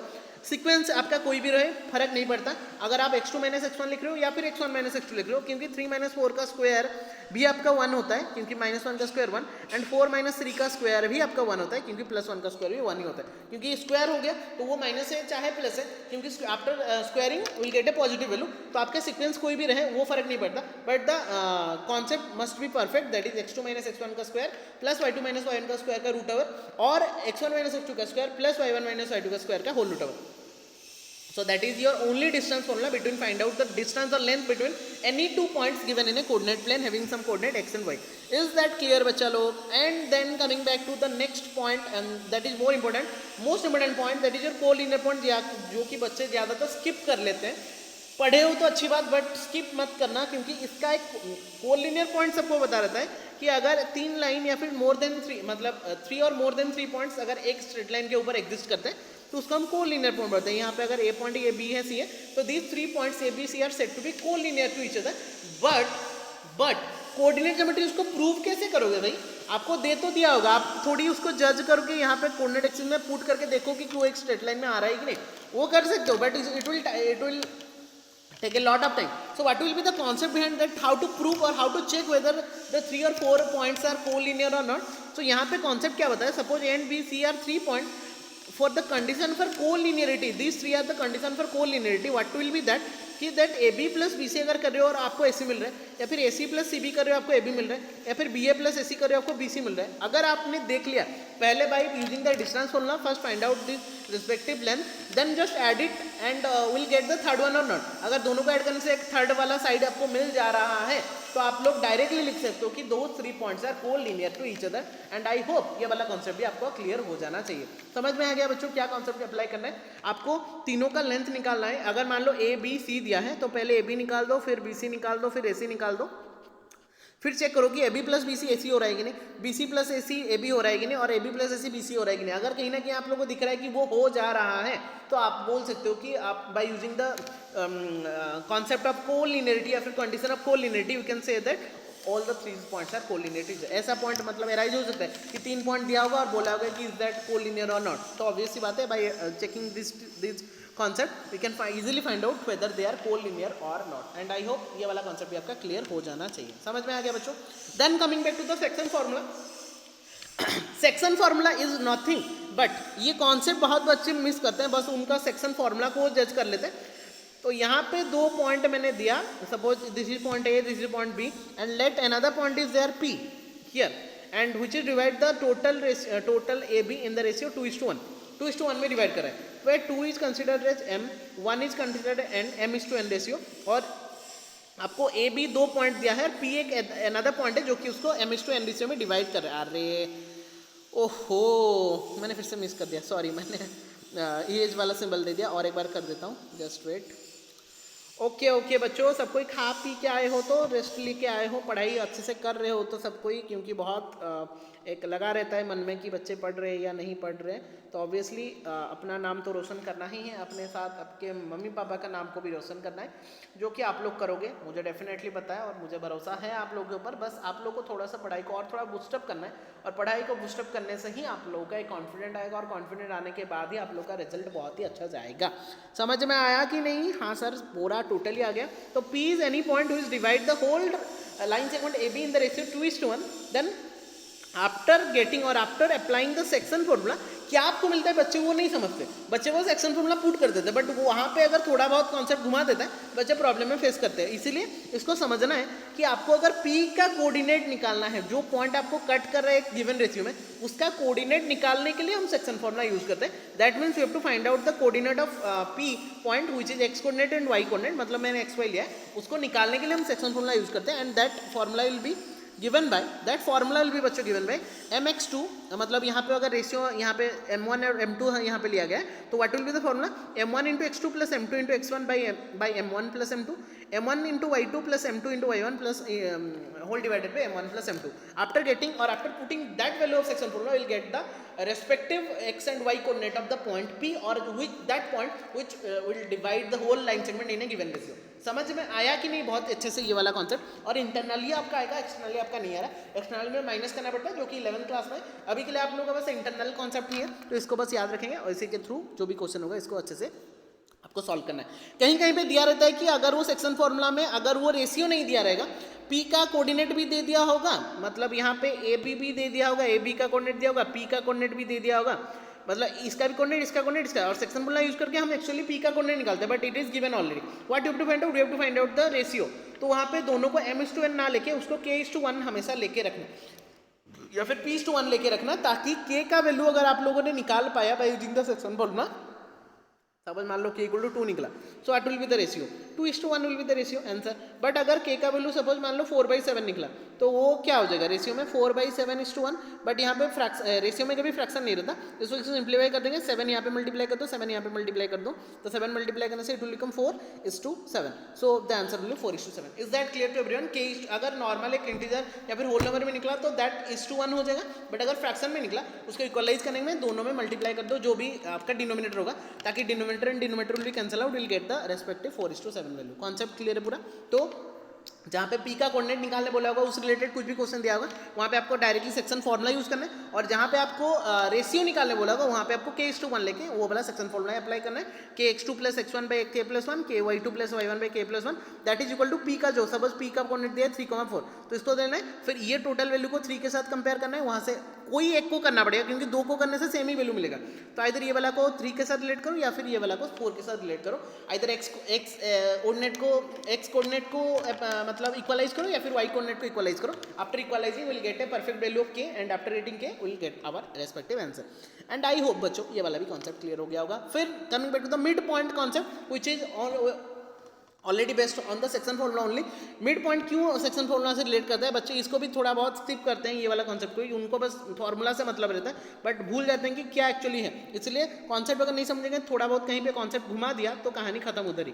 तो P अगर एक mid point है, मतलब P को मैंने अभी मिड पॉइंट लिया है बिटवीन ए एंड बी, तो अगर पी एक मिड पॉइंट है और ए और बी के बीच में तो ऑब्वियसली उसको कौन सा रेशियो में डिवाइड करेगा, 1:1 रेशियो में डिवाइड करेगा, और जब वो 1:1 रेशियो में डिवाइड करेगा और ए का कोऑर्डिनेट गिवन होगा और बी का कोऑर्डिनेट गिवन होगा तो P is the mid point हम बोलेंगे, और if P is the midpoint then it will divide the whole line segment AB in the ratio 1:1 and that's why the after using the your section formula, क्योंकि हमारा m और n 1 ही है तो 1 × x1 + 1 × y1 by m 1 + 1 there is 2, तो the formula will be given by x1 + y1 by 2 y sorry यहाँ पे गलती लिख दिया बच्चों, यहाँ पे थोड़ा सा x2 कर देना, ये y1 लिख दिया है, मतलब हमारा फॉर्मूला होता है x1 + x2 by 2 which is your x coordinate of that point P and y1 + y2 by 2 that gives your y coordinate for the point P or midpoint you can say. So that is the midpoint formula by using the section formula only.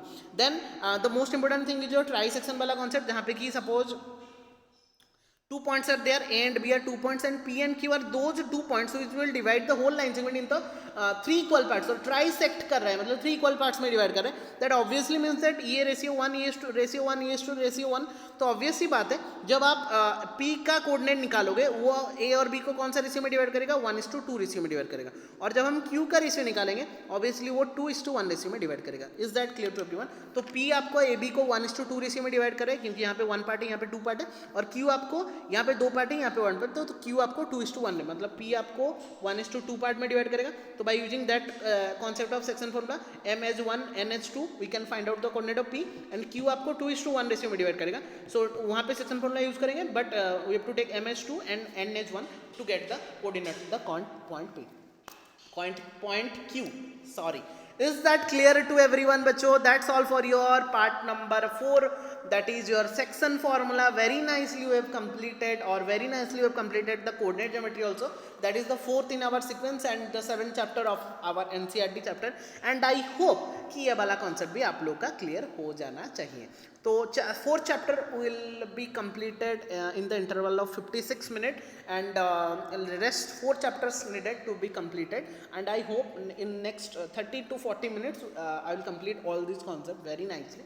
Then coming back to the most important concept of your chapter 6 of your NCERT, and one of the most important concept to be remembered or to be solved or to be revised, that is your chapter number 6 of your NCERT and 5th of our sequence, 5th chapter of our sections, because we have completed chapter number 1, chapter number 2, chapter number 3 and chapter number 7 in our 4th sequence, and in our 5th sequence our 5th chapter will be trigonometry, triangles is one of the most important concept, and for NCERT you can say this is the 6th chapter of your NCERT, and बच्चों का एक nightmare जो मैं बोल सकता हूँ, ये एक चैप्टर रहता है आपका ट्रिगोनोमेट्री, एक चैप्टर रहता है आपका ट्राइंगल्स।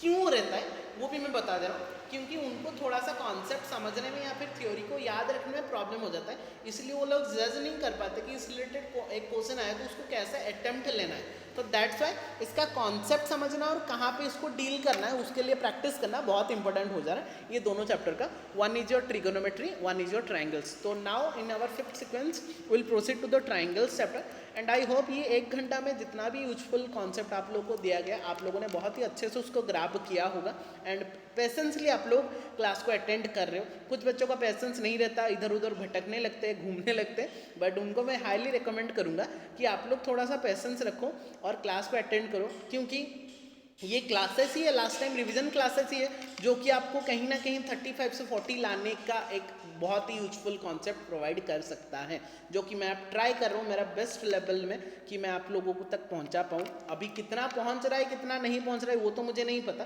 बट मैं अपना बेस्ट दे रहा हूँ आप लोगों के लिए, एंड आई होप कि आप लोग भी अपना 100% एफर्ट दे के आओ, ताकि एग्जाम में आप लोगों का बहुत ही अच्छे से क्लियर कॉन्सेप्ट करके, सारा कॉन्सेप्ट को अटेम्प्ट करके, सारा क्वेश्चंस को अटेम्प्ट करके एक बहुत अच्छा मार्क स्कोर कर सको। और आप लोगों का स्कोर्स ही है जो कि हम लोगों को बहुत ही खुशियाँ देता है, और हमारा जो एफर्ट हम देते हैं, आप लोग जो एफर्ट पढ़ाई के प्रति देते हो वो वहाँ पे ही झलकता है। मार्क इंपॉर्टेंट नहीं है, मैं पहले से बता दे रहा हूँ, बट आप जो एफर्ट लगा रहे हो वो बहुत इंपॉर्टेंट सा रोल प्ले करता है। Is that clear? तो बस ये एक छोटा सा ब्रेक था हम बोल सकते हैं, थोड़ा बहुत पानी वानी थोड़ा हमने पी लिया। आप लोग को भी अगर पानी पीना है पॉज करके थोड़ा सा 2 मिनट में पानी या फिर कुछ भी स्नैक्स लेना है तो ले सकते हो, क्योंकि next 40 minutes 40 to 45 minutes will cover the next 4 important chapters. One is your triangle, that is your chapter number 6. One is your trigonometry, that is your chapter number 8 of your NCERT. One is your area related to circle, that is your chapter number 12 of your NCERT. And the last is your very easiest concept, that is your probability, that is your chapter number 15 of your NCERT. So let's get start बच्चों। बस 2 minute में मैं थोड़ा सा पानी P के आता हूँ, क्योंकि अगर पानी नहीं पीऊँगा तो वो सीक्वेंस थोड़ा सा भटक जाएगा। तो 2 मिनट में मैं थोड़ा सा पानी पी के आता हूँ, आप लोग भी थोड़ा पानी और स्नैक्स खा के रेडी हो जाओ। Next in the next 2 minutes will again start our class.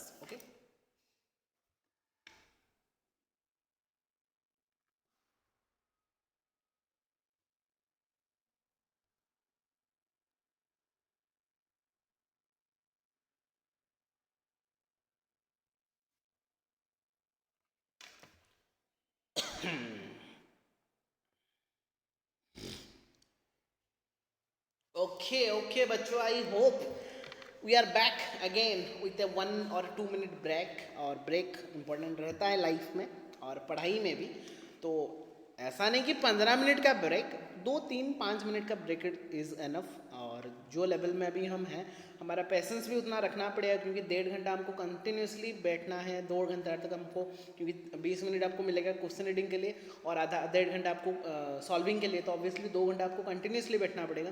तो अभी से थोड़ा सा प्रैक्टिस नहीं करने से आप लोग को बहुत प्रॉब्लम हो जाएगा, ठीक है?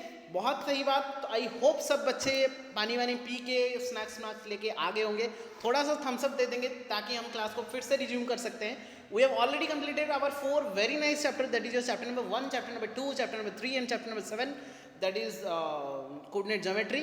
Now in the next few minutes or next few minutes, you can say 40 to 45 minutes, in next 40 to 45 minutes we'll cover the next 4 important chapters, that is your triangles, trigonometry, area related to circles, and your last but not the least, that is your probability. And we'll end up the session very nicely with each and every concept clear.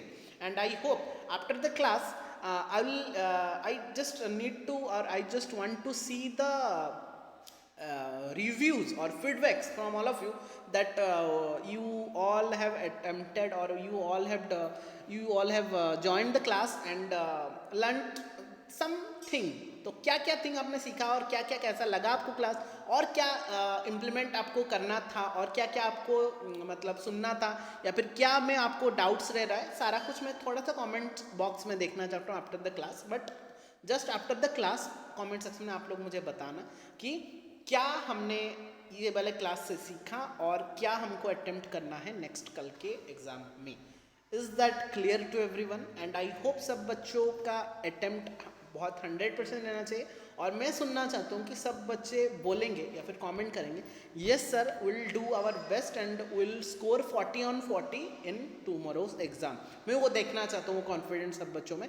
And I hope मैं देखूंगा after the class, अगर आप लोगों ने class को बहुत अच्छे से कंटिन्यू किया तो, क्योंकि कॉन्फिडेंट एक बहुत चीज़ होता है, बड़ी चीज़ होता है। चाहे हमारा 40 आए ना आए वो डिफरेंट नहीं करता, बट अगर कॉन्फिडेंट अगर मेरा है कि मैं 40 फोड़ सकता हूँ तो मैं फोड़ सकता हूँ, और अगर मुझे लगता है कि मैं 40 फोड़ नहीं सकता, मैं तो 35 ही रखूँगा, तो ऐसा कोई भी मिरेकल नहीं होगा कि वो आप 40 रखोगे। आप मे बी 35 रखो या फिर 35 से लेस भी हो सकता है। तो वो एक कॉन्फिडेंट ही है जो कि आपको 39 या 38 से 40 पहुंचाएगा। And I hope after the class में थोड़ा सा आप लोगों का सारा का कमेंट्स देखना चाहता हूँ सब बच्चों का। लास्ट टाइम टिप्स ही समझो, और मैं देखना चाहता हूँ कि कितने बच्चों ने रेस्पॉन्स देंगे, क्योंकि रेस्पॉन्स बहुत ही कम मिलता है। देखते तो सब बच्चे हो बट कमेंट कोई भी नहीं करता। एंड आई होप आज के लास्ट सेशन में हम वो वाला कमेंट सबका रीड कर पाएँ, और मैं देखना चाहता हूँ कितना बच्चों का क्या रेस्पॉन्स मिल रहा है और कितना बच्चे कल के एग्ज़ाम में 40 फोड़ के आ रहे हैं। ओके बच्चों, ब्रेक खत्म, डायरेक्टली आते हैं चैप्टर में। सो that is your chapter number 6 of your NCERT बच्चों, chapter number 6 of your NCERT and our 5th chapter from your our sequence. So this chapter is said to be triangles, one of the most important concept we can say. Video resume हो गया है तो हाँ sorry, मुझे लगा stop हो गया और मैं तब से बोलना जा रहा हूँ, कोई बात नहीं। स्टार्ट करते हैं हमारा triangle chapter, that is your chapter number 6 of your NCERT, one of the most important concept for your class 10 mathematics, जहाँ पे कि आपको बहुत ही सिंपल सा कॉन्सेप्ट, पहले तो आपका चैप्टर 10 जो आपका ट्रायंगल चैप्टर है उसमें आपको पढ़ना क्या रहता है, वहाँ पे आपको similarity of the two figures के बारे में पढ़ना रहता है। In class 9 we have already gone through the congruent part, congruent of any two figures के बारे में हम पढ़ते थे, but in the chapter class 10 of your triangle chapter we have to consider about the concept of similarity of any two figures। तो obvious ही बात है, similarity of the any two figures के मतलब कॉन्ग्रुएंट का अगर मैं बात करूं तो कॉन्ग्रुएंट होता था same shape and same size, same shape और सेम साइज में रहता था, हम उसको वो दो फिगर्स को कॉन्ग्रुएंट बोलते थे। बट सिमिलर कब बोलेंगे, जब दो फिगर का शेप तो सेम होगा बट साइज कुछ भी हो सकता है। मतलब ये एक ट्रायंगल मैंने बनाया, ये एक ट्रायंगल बनाया, they are said to be similar but they are not said to be congruent. I hope ये वाला कॉन्सेप्ट भी क्लियर हो जाना चाहिए। सिमिलर पॉलीगॉन्स का बात कर रहे हैं, पॉलीगॉन्स का पहले अगर मैं बात करूं तो कोई भी दोनों पॉलीगॉन्स को सिमिलर होने के लिए पहले तो उसका angles, corresponding angles must be equal, और उसको सिमिलर होने के लिए all the corresponding side must be in the same ratio. ये दोनों पार्ट बहुत ही अच्छे से आपको समझना पड़ेगा।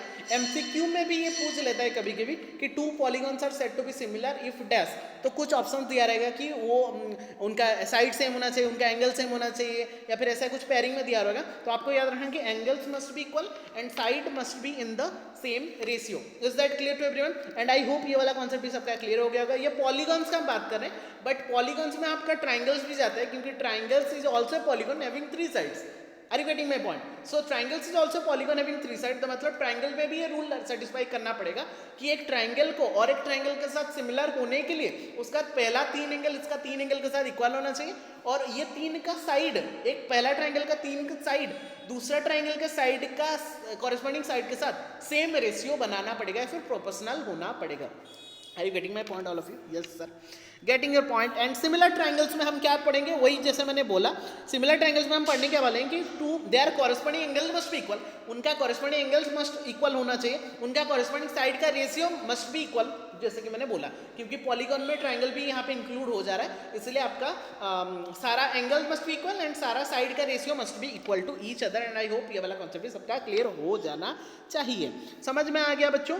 फिर आपको देखना पड़ेगा कि वहाँ पे आपको 6 टो प्रॉपर्टी, पहले में जब तक हम सिमिलैरिटी रूल पढ़े नहीं थे तो हमको 6 टो वे में रिप्रेजेंट करना पड़ता था। पहले तो आपको सारा कॉरेस्पॉन्डिंग एंगल को सेम दिखाना पड़ता था, फिर कॉरेस्पॉन्डिंग साइड का रेशियो को सेम, तो टोटल में इन टोटल आपको 6 टो कॉन्सेप्ट को यूज करना पड़ता था। बट इसको थोड़ा सा सिंप्लीफाई करने के लिए हमारे पास कुछ क्राइटेरिया गिवन है, जिसको यूज करके आपको 6 यूज ना करके 3 कंडीशन को अप्लाई करके आप भी 2 ट्रायंगल को कॉन्ग्रुएंट सिमिलैरिटी दिखा सकते हो। उससे पहले जो कि सबसे बड़ा एक थ्योरम और बहुत बड़ा रोल प्ले करता है आपका क्लास 10 मैथमेटिक्स में, that is your BPT, that is basic proportionality theorem. और बीपीटी क्या बोलता है, थ्योरम और 1 थ्योरम 2, मतलब बीपीटी का नॉर्मल थ्योरम एक होता है और उसका एक कन्वर्स वाला थ्योरम रहता है। तो वो क्या बोलता है आपको, नॉर्मल थ्योरम क्या बोलता है बीपीटी का, कि अगर एक ट्रायंगल है और अगर मैं एक लाइन को पैरेलल बना दिया थर्ड लाइन के साथ, बेस के साथ, तो वो जो लाइन पैरेलल अगर हो गए, ये दोनों अगर पैरेलल हो गए, तो ये जो साइड को टच करेंगे वो उसको एक इक्वल रेशियो में डिवाइड कर देंगे, मतलब this by this equal to this by this. तो ये प्रॉपर्टी और इसका प्रूविंग भी बहुत इंपॉर्टेंट है, और प्रूविंग मैंने करवा दिया था। किसी को अगर प्रूविंग चाहिए तो आप लोग चैप्टर वाइज वीडियो में देख सकते हो उसका प्रूविंग, क्योंकि प्रूविंग से भी कोई कहीं ना कहीं रिलेट कर लेता है। तो बस आपको समझना है, या फिर इसको थेल्स थ्योरम भी बोलते हैं। If a line drawn through parallel to one side of a triangle intersect the other 2 sides in a distinct point, they the 2 sides are divided in the same ratio. MCQ में this is dash in the dash ratio, the same ratio will be there.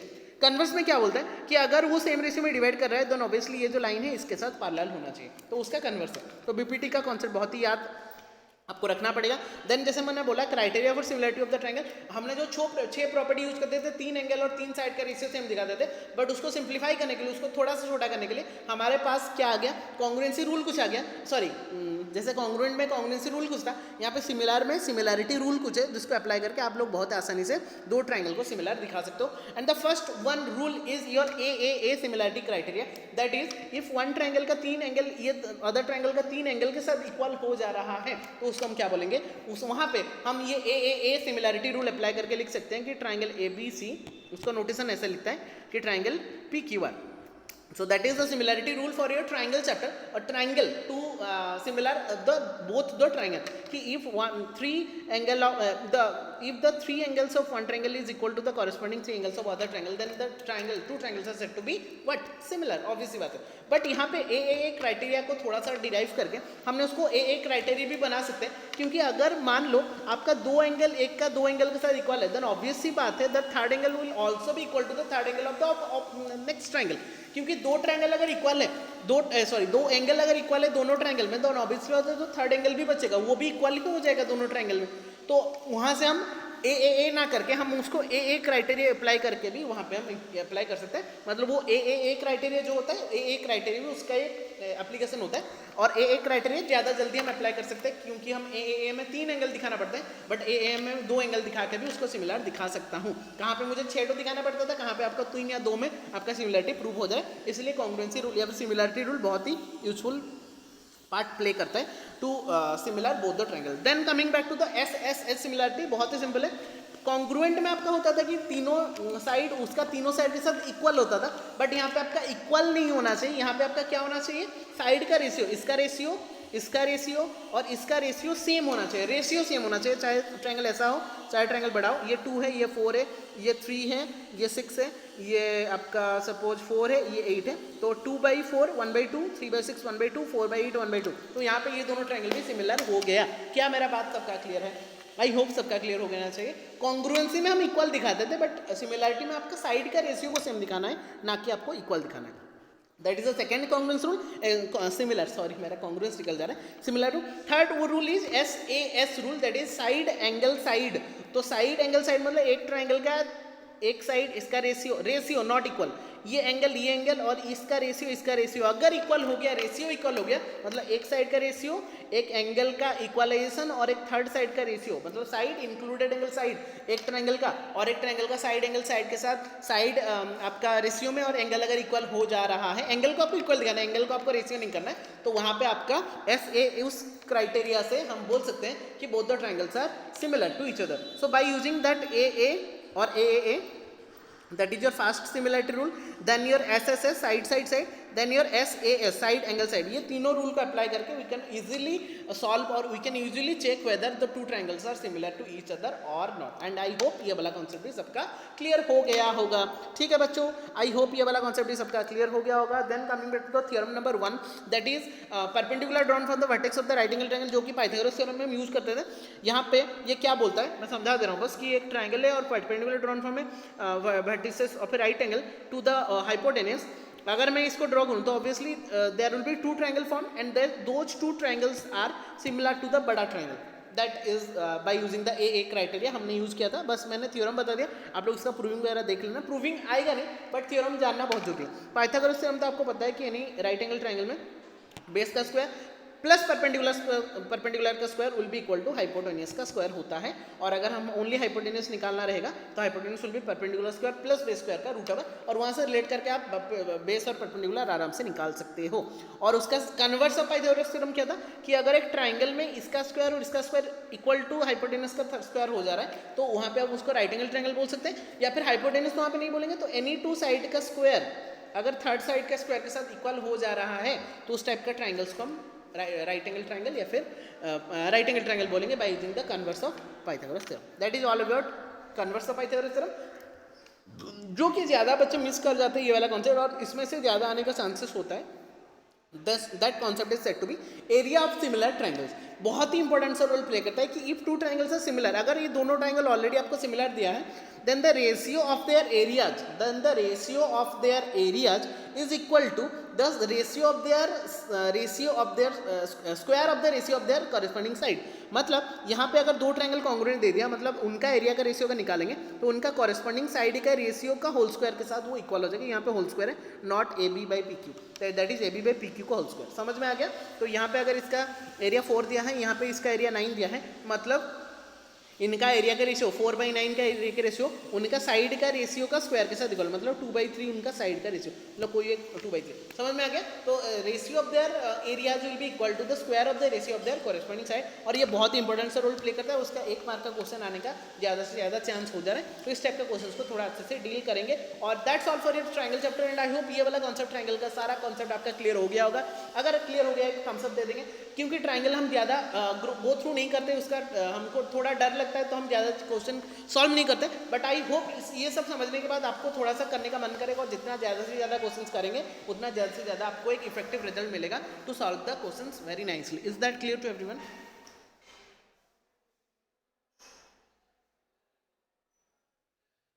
Okay, then that's all for your chapter number 6, बच्चों. Very nicely you have completed, and in our sequence we have completed our chapter 5 very nicely, and according to our timing we are connecting, and next going through the most important concept of your class 10 mathematics, that is your chapter number 8 of your NCERT, and in our sequence it is the 6th chapter, that is your trigonometry, one of the most important and most high rated chapter after triangles. The triangle पहले में रहता है, trigonometry actually बाद में रहता है, मतलब next में।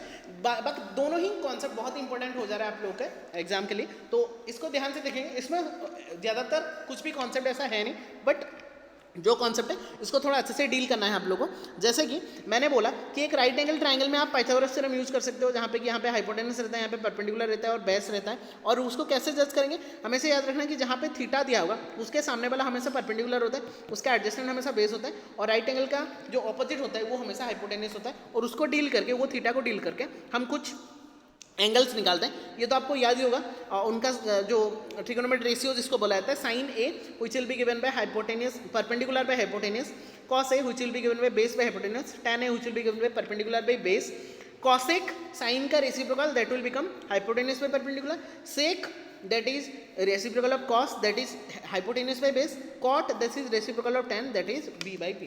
That's all for your trigonometry ratio part, in which we have to remember those concepts, and where a that theta must be belongs to the triangle, तो वो थीटा के अनुसार आपको करना पड़ेगा। लाइक अगर आपको tan a पूछा है, मतलब आपको a को थीटा लेना है, मतलब a एंगल में आपको कंसिडर करना है, ना कि c एंगल में। समझ में आ गया? तो tan a अगर पूछा है तो आपको a एंगल को लेना है। अगर cot b पूछा है तो cot c पूछा है तो c एंगल को थीटा लेके उसका परपेंडिकुलर आपको ये लेना है। हमेशा जो यहाँ पे यही परपेंडिकुलर, उसका कोई मीनिंग नहीं है, ये भी परपेंडिकुलर हो सकता है according to theta.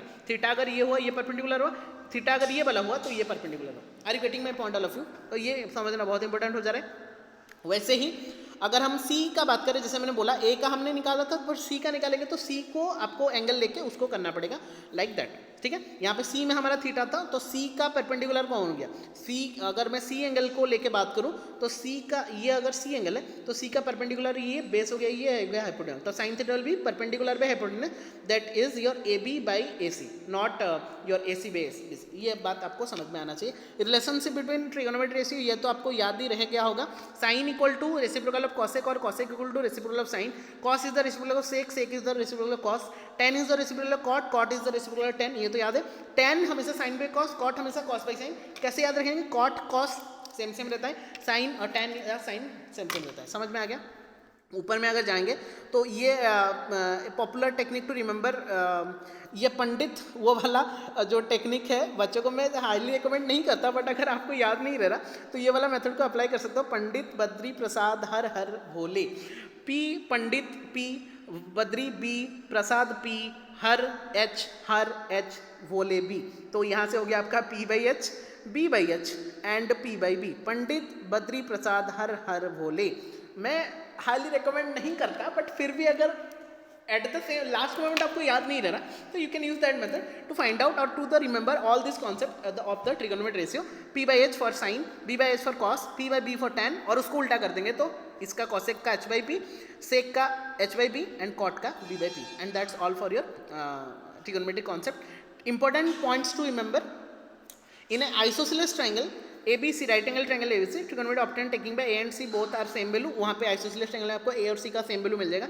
The value of each of the trigonometry of the angle does not depend on the size of the triangle, obviously वो डिपेंड नहीं करता.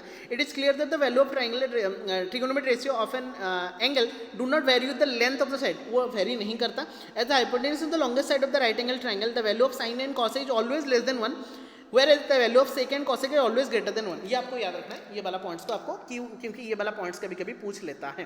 फिर आपको तो याद ही होगा ट्रिगोनोमेट्री रेशियो, मैंने आपको पहले से बोल के रखा है कि एंगल ये वाले टेबल को जाके आप लोग को रफ पेपर में पहले से अप्लाई कर देना है, ताकि यहाँ से रिलेटेड कोई भी क्वेश्चन अगर आया तो आप लोग डेफिनेटली इसको बहुत ही अच्छे से सॉल्व कर पाओगे. कैसे याद रखना है मैंने बोला था, साइन का 0, साइन 30 का 1/2, साइन 40 का 1/2, sine 60 √3/2, sine 91.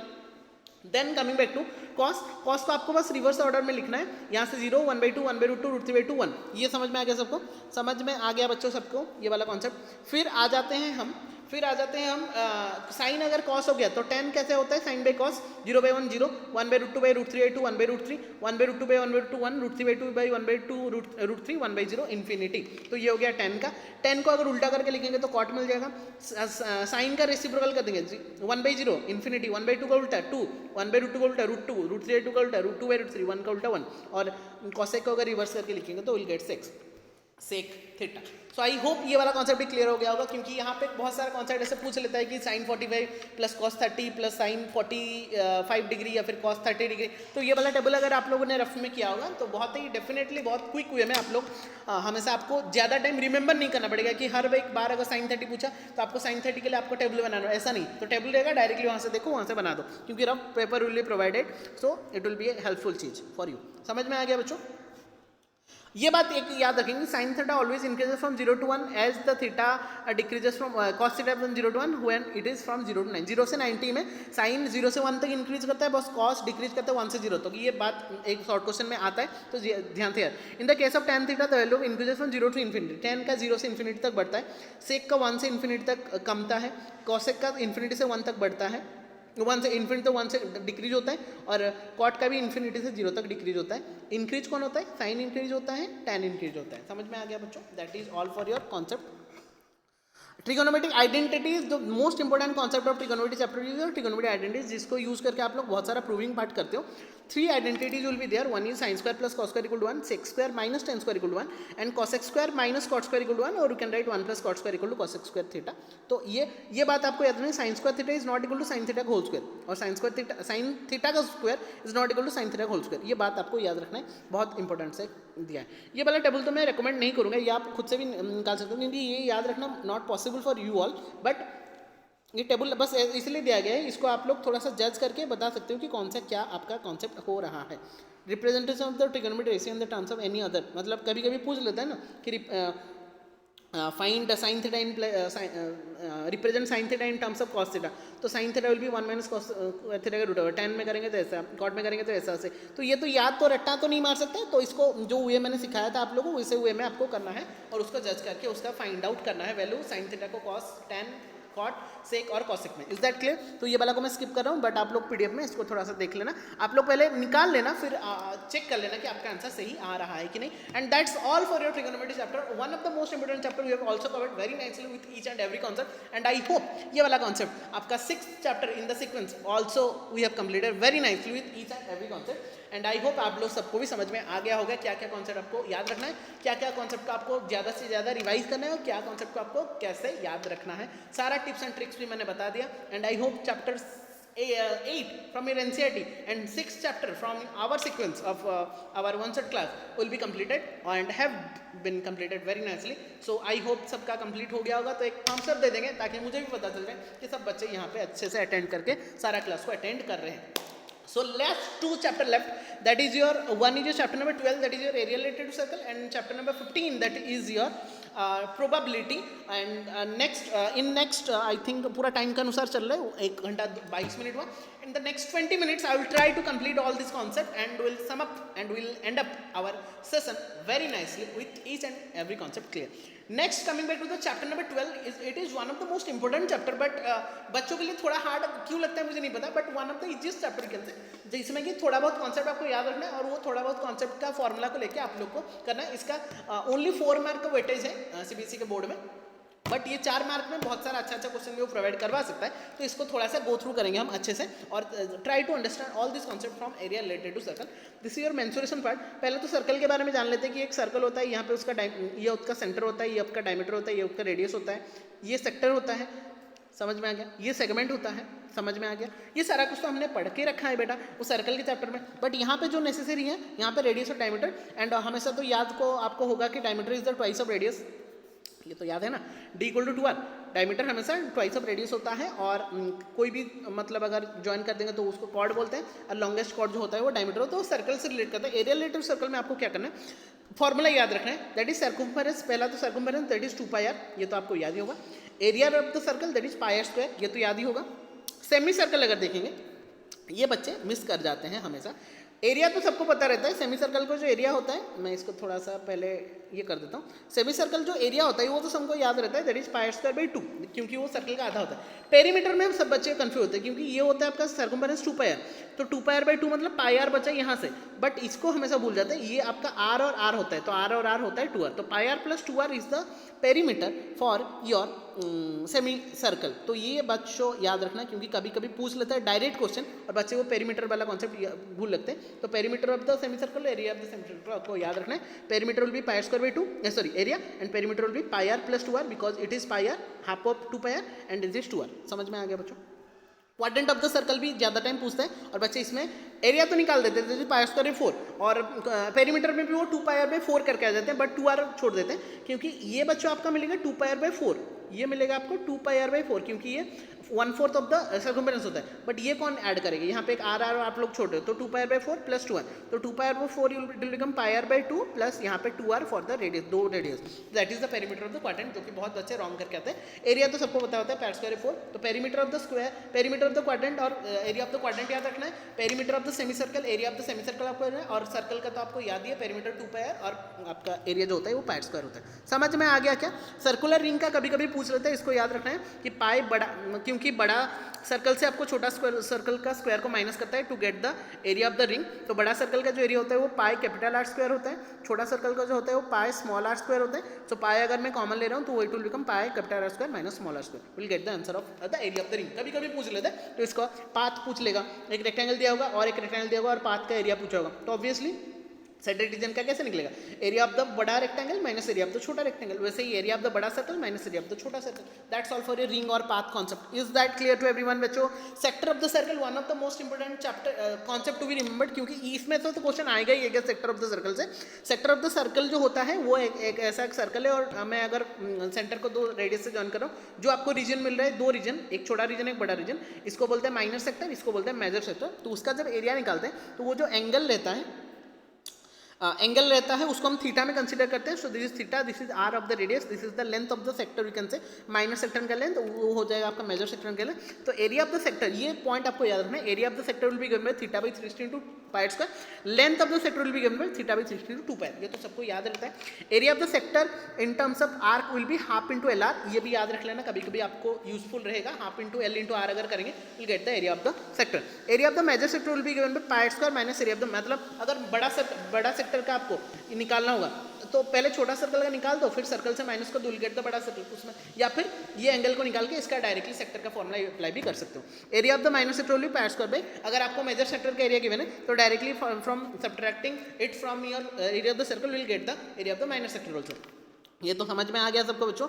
If theta is 180 degree then sector becomes the semi circular region, the area will be given by half pi square, half into pi square. Obviously 180 अगर सेक्टर का area होगा तो it will become semi circle, तो 2 semi circle का minor major कुछ नहीं रहा, तो डायरेक्टली सेमी सर्कल का एरिया पुट करना पाई स्क्वायर बाई 2, आधा of the circle will get the answer. And if theta is 90 degree तो obviously it will become a quadrant ना, अगर ये थीटा 90 डिग्री हो गया, ये 90 डिग्री, ये 90, ये 90, ये 90, तो सारा कुछ क्वाड्रेंट बन गया 1 2 3 4, तो उनका कैसा होगा, थीटा को 90 डिग्री, थीटा बाई 360 मतलब 1/4 into pi square. So that's all.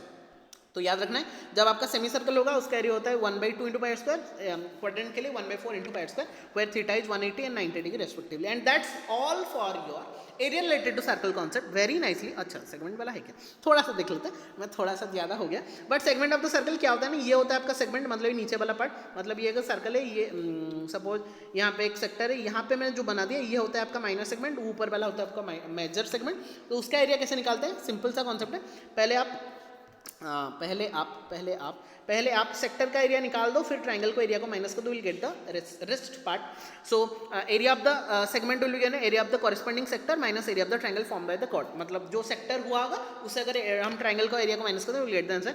Area of the major segment will be given by major segment का पूरा सर्कल से माइनर को माइनस कर दो और माइनर का पूरा सर्कल से मेजर को माइनस कर दो, will get the respective answer of your segment of the circle. And I hope this concept also very much clear to all of you that how to find out the area of the sector, area of the segment, area of the semicircle, area of the you can say quadrant, perimeter of the quadrant, perimeter of the semicircle. All these concepts are very much important. In the PDF we will get to know all these concepts, but first try to understand the concept.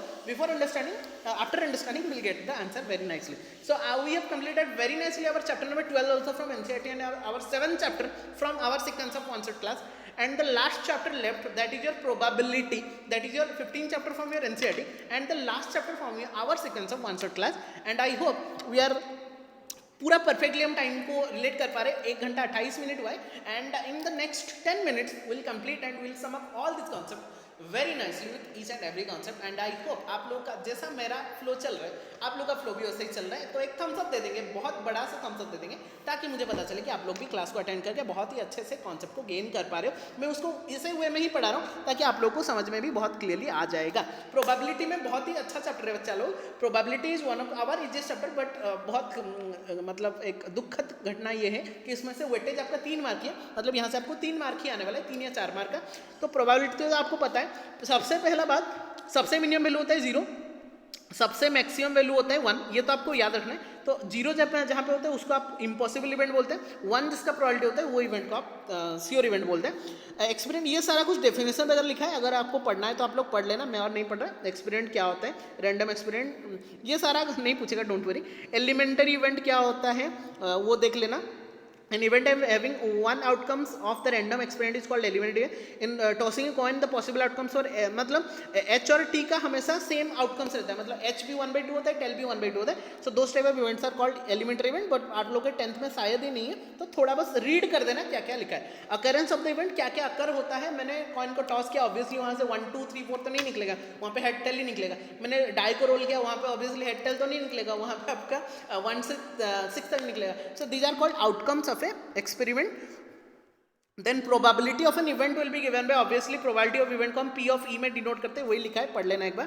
Compound event क्या होता है, collection of 2 और मोर elementary event. 2 और मोर elementary event को हम कर देंगे compound. ये भी नहीं है, छोड़ो इसको. जो नहीं है उसको स्किप करना, और जो है थोड़ा उसको रीड कर देना. इक्वली लाइकली आउटकम्स, मतलब इक्वली लाइकली आउटकम्स का मतलब क्या है. The outcomes of a random are said to be equally likely when each outcomes is likely to occur when we have to no reason destination. When a die is thrown, all 6 outcomes that is 1 2 3 4 5 6 are equally to be appear. मतलब 1 का भी 1/6, 2 का भी 1/6, 3 का भी 1/6, 4 का भी 1/6, 5 का भी 1/6, 6 का भी 1/6.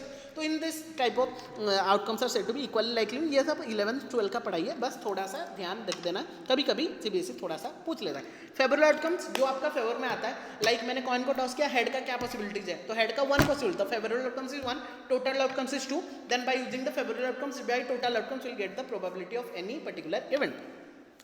कॉम्प्लीमेंट्री इवेंट और नेगेशन ऑफ द इवेंट, ये बहुत इंपॉर्टेंट सा चीज़ है. पी ई डैश जो होता है that is 1 minus P of E होता है, ये तो आपको पता है. या फिर हम ऐसे बोल सकते हैं P of E plus P of complementary event will be given by 1. हमेशा एक इवेंट का और उसका नॉट इवेंट का पॉसिबिलिटीज को ऐड करेंगे, will get the value 1 always. समझ में आ गया क्या बच्चों? यस सर आ गया. एंड वही बात है कि अगर आप एक डाई को रोल किए तो इवन नंबर का पॉसिबिलिटी होता है 2/6 3/6 दैट इज 1/2. एंड अगेन अगर हम ऑड नंबर का पॉसिबिलिटी देखें तो 1 से माइनस करेंगे तो वही आपको 1/2 ही मिलने वाला है. तो फिर आता है theoretical definition of probability, that is n of e by n of s, दैट is n of e means favourable outcome, number of outcomes favourable to e divided by total number outcome, जो कि simple सा concept होता है हमारा probability को जज करने के लिए, कि देखना कि कितना पॉसिबिलिटीज है या फिर फेवरेबल आउटकम्स कितना आ रहा है, डिवाइड कर देना टोटल आउटकम से, will get the answer, that is your probability of that particular event. जो जैसे ही मैंने बोला P of E plus P of not E, P of E plus P of not E, मतलब probability of an event plus probability of a not that event will be always equal to 1. ये तो आपको याद ही होगा. तो probability of E will be given by E 1 minus probability of not getting an event. That's all and बस इतना ही था। और sum of probability always equal to 1, तो जितना भी पॉसिबिलिटी है उसका हमेशा 1 ही रहेगा। Impossible event and sure event तो आपको पता ही होगा। इम्पॉसिबल इवेंट मतलब जिसका इवेंट एक ऐसा इवेंट जो कि कभी पॉसिबल ही नहीं, जैसे कि मैंने डाई को रोल किया और what is the probability of getting a 7, तो ऑब्वियसली 7 होने का चांसेस है ही नहीं, तो favourable outcome is 0, total outcome is 6, तो obviously it will become 0 and that type of event are said to be impossible event where the probability will become always 0 and that type of event where the probability is 0 is said to be impossible event. And sure event is what?